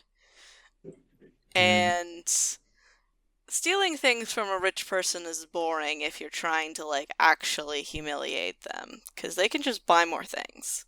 So that's not interesting. Breaking things is not interesting, because, again, they can just get the thing fixed, and it's mean to the artisan more than it's mean to the people who own the thing. So I'm trying to figure out, I know that they do mining and research and housing, and I have a list in my head of people who are here, or who are probably here. So who would I find whoever works with House Socolla as far as research and exploration? Who works with House Socolla the thing so far as that research Mallow has any knowledge of. I would say that Mallow has any knowledge of.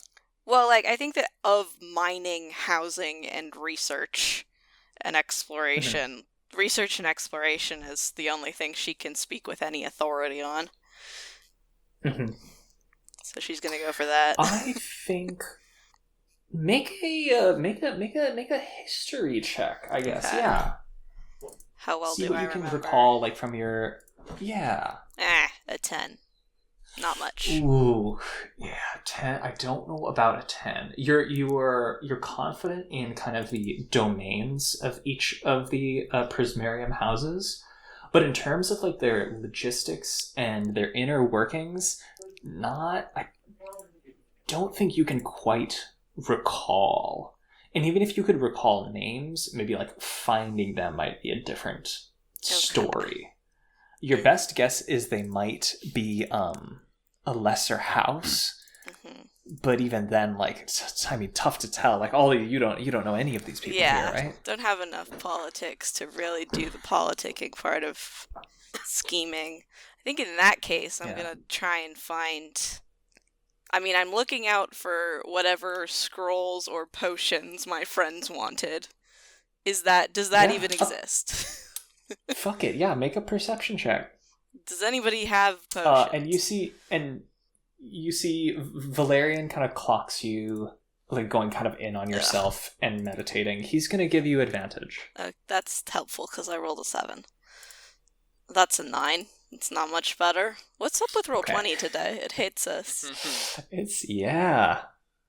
Except for June when they do stupid shit. Yeah. It only likes Roll20 June only when June likes... does something dumb. Idiotic, yeah. Exactly. Yeah. Well, Nat 20's for useless 9... bits only. Yeah. You don't have any detect magic or anything going. No. So you can't quite suss out that most of the jewelry and the accoutrement here are magic items. But you don't see any scrolls or potions specifically. I think the closest thing you can approximate is some of the flutes of like, some of them like have champagne, some of them look to be kind of like a dark wine, like something that you'd be more familiar with from the Great Parade. Yeah. There are a couple others that kind of look like little shooter glasses without a stem, skinny little tubes, that have kind of this like aquamarine transparent liquid that don't look like anything you've seen before, so maybe that's a potion? I have a feeling that's probably just more alcohol, which is less exciting to Avens than things that do stuff. I'm gonna Valerian sees you take kind a of... look at the people who are drinking whatever this is and see if they're doing anything, if anything particular is happening to them. Your best approximation, just kind of with your innate intuition, yeah, it is some kind of alcohol. They kind of do look a little bit more mellow, than usual. Boring. Yeah. All right. Valerian kind of like elbows you and says, "Well, where are you going? You look like you've departed this place." I want to fuck with these people, and I can't figure out how.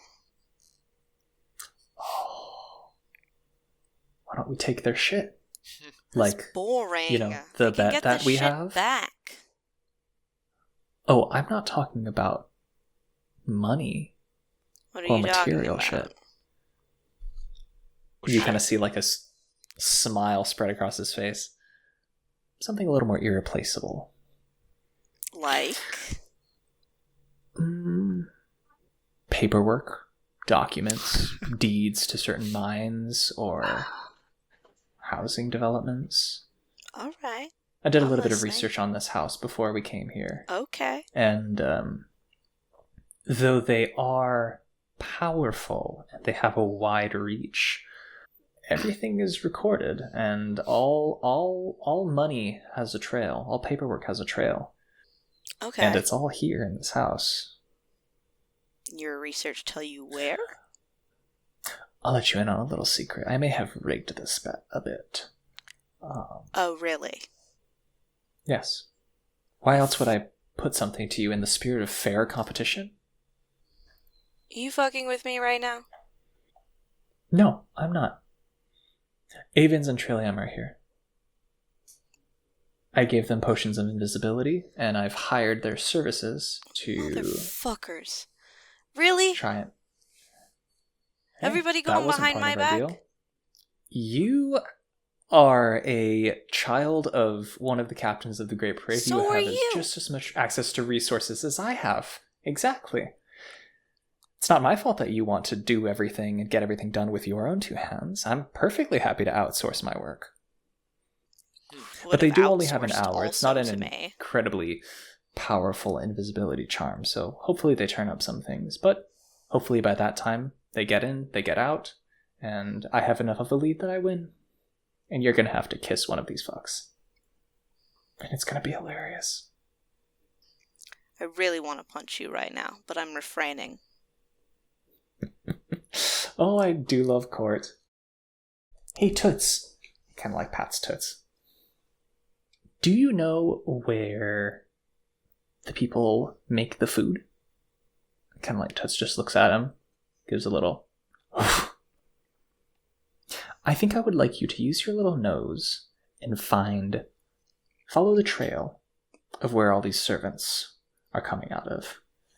And I'd like you to take a nice steaming shit right in the kitchen. Hey, that's I can't be mad at you. You're so cute. Come on. People who work in the kitchen didn't do nothing to you. No. But I don't like the little food, I will say. It's pretentious. I mean, if Toots is gonna shit anywhere, it should be like at the lady's feet or something. And even still, she's not gonna clean it up. You see Toots wander off, kind of in the direction of like outside of the banquet hall, kind of taking their time, of course, just sitting for pets. Everybody kind of wants to give scritches and stuff, and just I can never tell if way. It's actually listening to you. It is when you have a speak with animals charm on you. Oh, fuck off! And he turns and you see he has a little brooch just kind of right at his lapel. Come on. Yeah.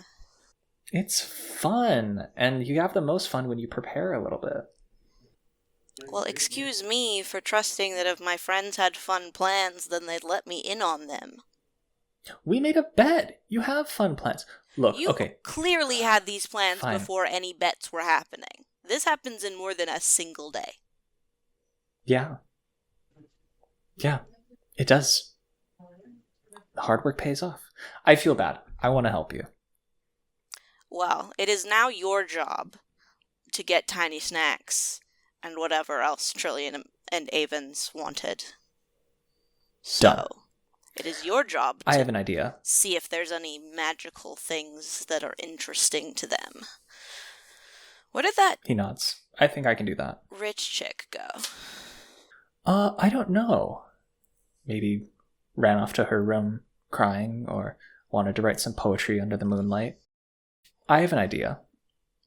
Because I feel bad for you, and I would like this to be... I'm having a little bit less fun now knowing that you don't kind of have as many puns as I did. Mm-hmm. I will call the other two off, and whatever they have will be my catch. I want catch. you... Yeah, that will be what I win. I would like you to use the lock picks to go up, sneak into somewhere, and start stealing from this house. I told you that's boring. Come on, it's got to be less boring than just losing to me. Well, You're good at it. You can do it. Find some... Be creative. It's not just Larian, I'm about the having a money. thought. What? And that thought is, you really think that lady, points to Almondine Soccolla, lets her oldest kid just go fuck off to her bedroom? When my mother didn't let me do that?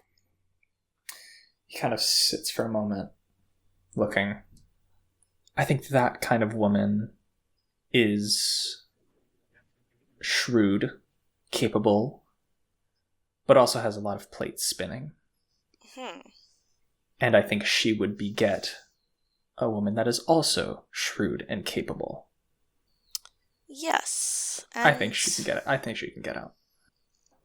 And how embarrassing would it be if some little great parade snot walks up to Almondine Soccolla in the middle of all of the importance people and asks her where her daughter is?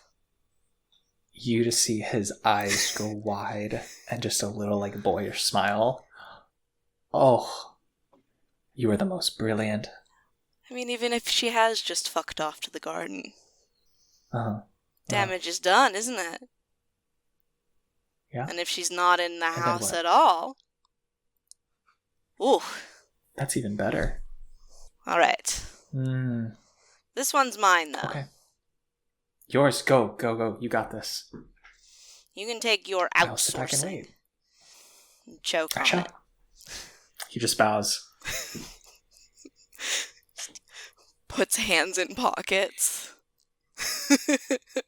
Like, it's gonna flip him off in her pocket. Like, you know what I'm doing. Alright, I'm going to find Almondine, like, if she's not surrounded by people, I'm gonna wait until she is before I go up to her. Yes, she is. You can kind of clock she is entertaining a couple guests, but there is a moment where she kind of breaks away from just the gravitational force she has, goes to a different place. Over to a window, I think. She kind of takes her flute and kind of just sits over to a window looking outside. Okay, in that case, I'm gonna think, like, what's the most embarrassing? And I'm gonna see if I can find Malva, because I know that Malva is loud and, like, noticeable. And see if I can go talk Malva over here. Yeah, easy enough to do. Yeah. You find her. She also has a bit of a gravitational pull. Uh-huh. And then she sees you. Oh, Mallow, darling, how are you? How are you enjoying the party? I'm having a great time. I was wondering, I only got a moment with our host. Would you mind terribly introducing me? Oh, God, yeah, I can. Hold on. She grabs one of the little turquoise vials, I just had something slams to it back, say. puts it away. All right, yes, let's go. I'd be happy to introduce you, of course. Excuse me, pardon me. And then she kind of just, navigates her way through the crowd. Goes to Almondine. And at this point, she does kind of have, like, a couple, like, hangers on. Yeah. But Malva kind of just comes in like a fucking battleship. And then she goes, oh, my lady, I would have the pleasure to introduce you. I'm so sorry to interrupt. And then there are, like, little lesser house people, like, oh, no, please, don't worry. Might I please introduce you to Mallow Echinacea, the daughter of our lovely captain of the Duskmarch. And then Almondine kind of, like, looks down at you and says, yes, lovely to meet you, my lady. I saw you were talking to my daughter earlier, yes? Yes, I was. She was... Malva kind of just evaporates. Really lovely to meet her. I'm like, look at Malva like, hey, no. She stops. It's like, no, stay. And then say, yes, she was... We were having an absolutely lovely conversation, and then I sort of lost track of her, and as I was trying to find her, well, it seems I can't. Find her, that is. Almondine kind of frowns. And you can't find her? Yes, she and her knight seem to have disappeared somewhere. That's impossible. The two of them. Her. She kind of looks around. Insinuating. You can see she kind of whispers something under her breath, like an incantation, and then her eyes just kind of scan the room, and then they kind of go wide. I think you might be right. I just thought you might like to know, like, slightly louder than necessary. I mean, I would hate for something to happen at this very important event. Eyes, faces kind of turn towards you. Everybody turn towards them. Would you excuse me for a moment?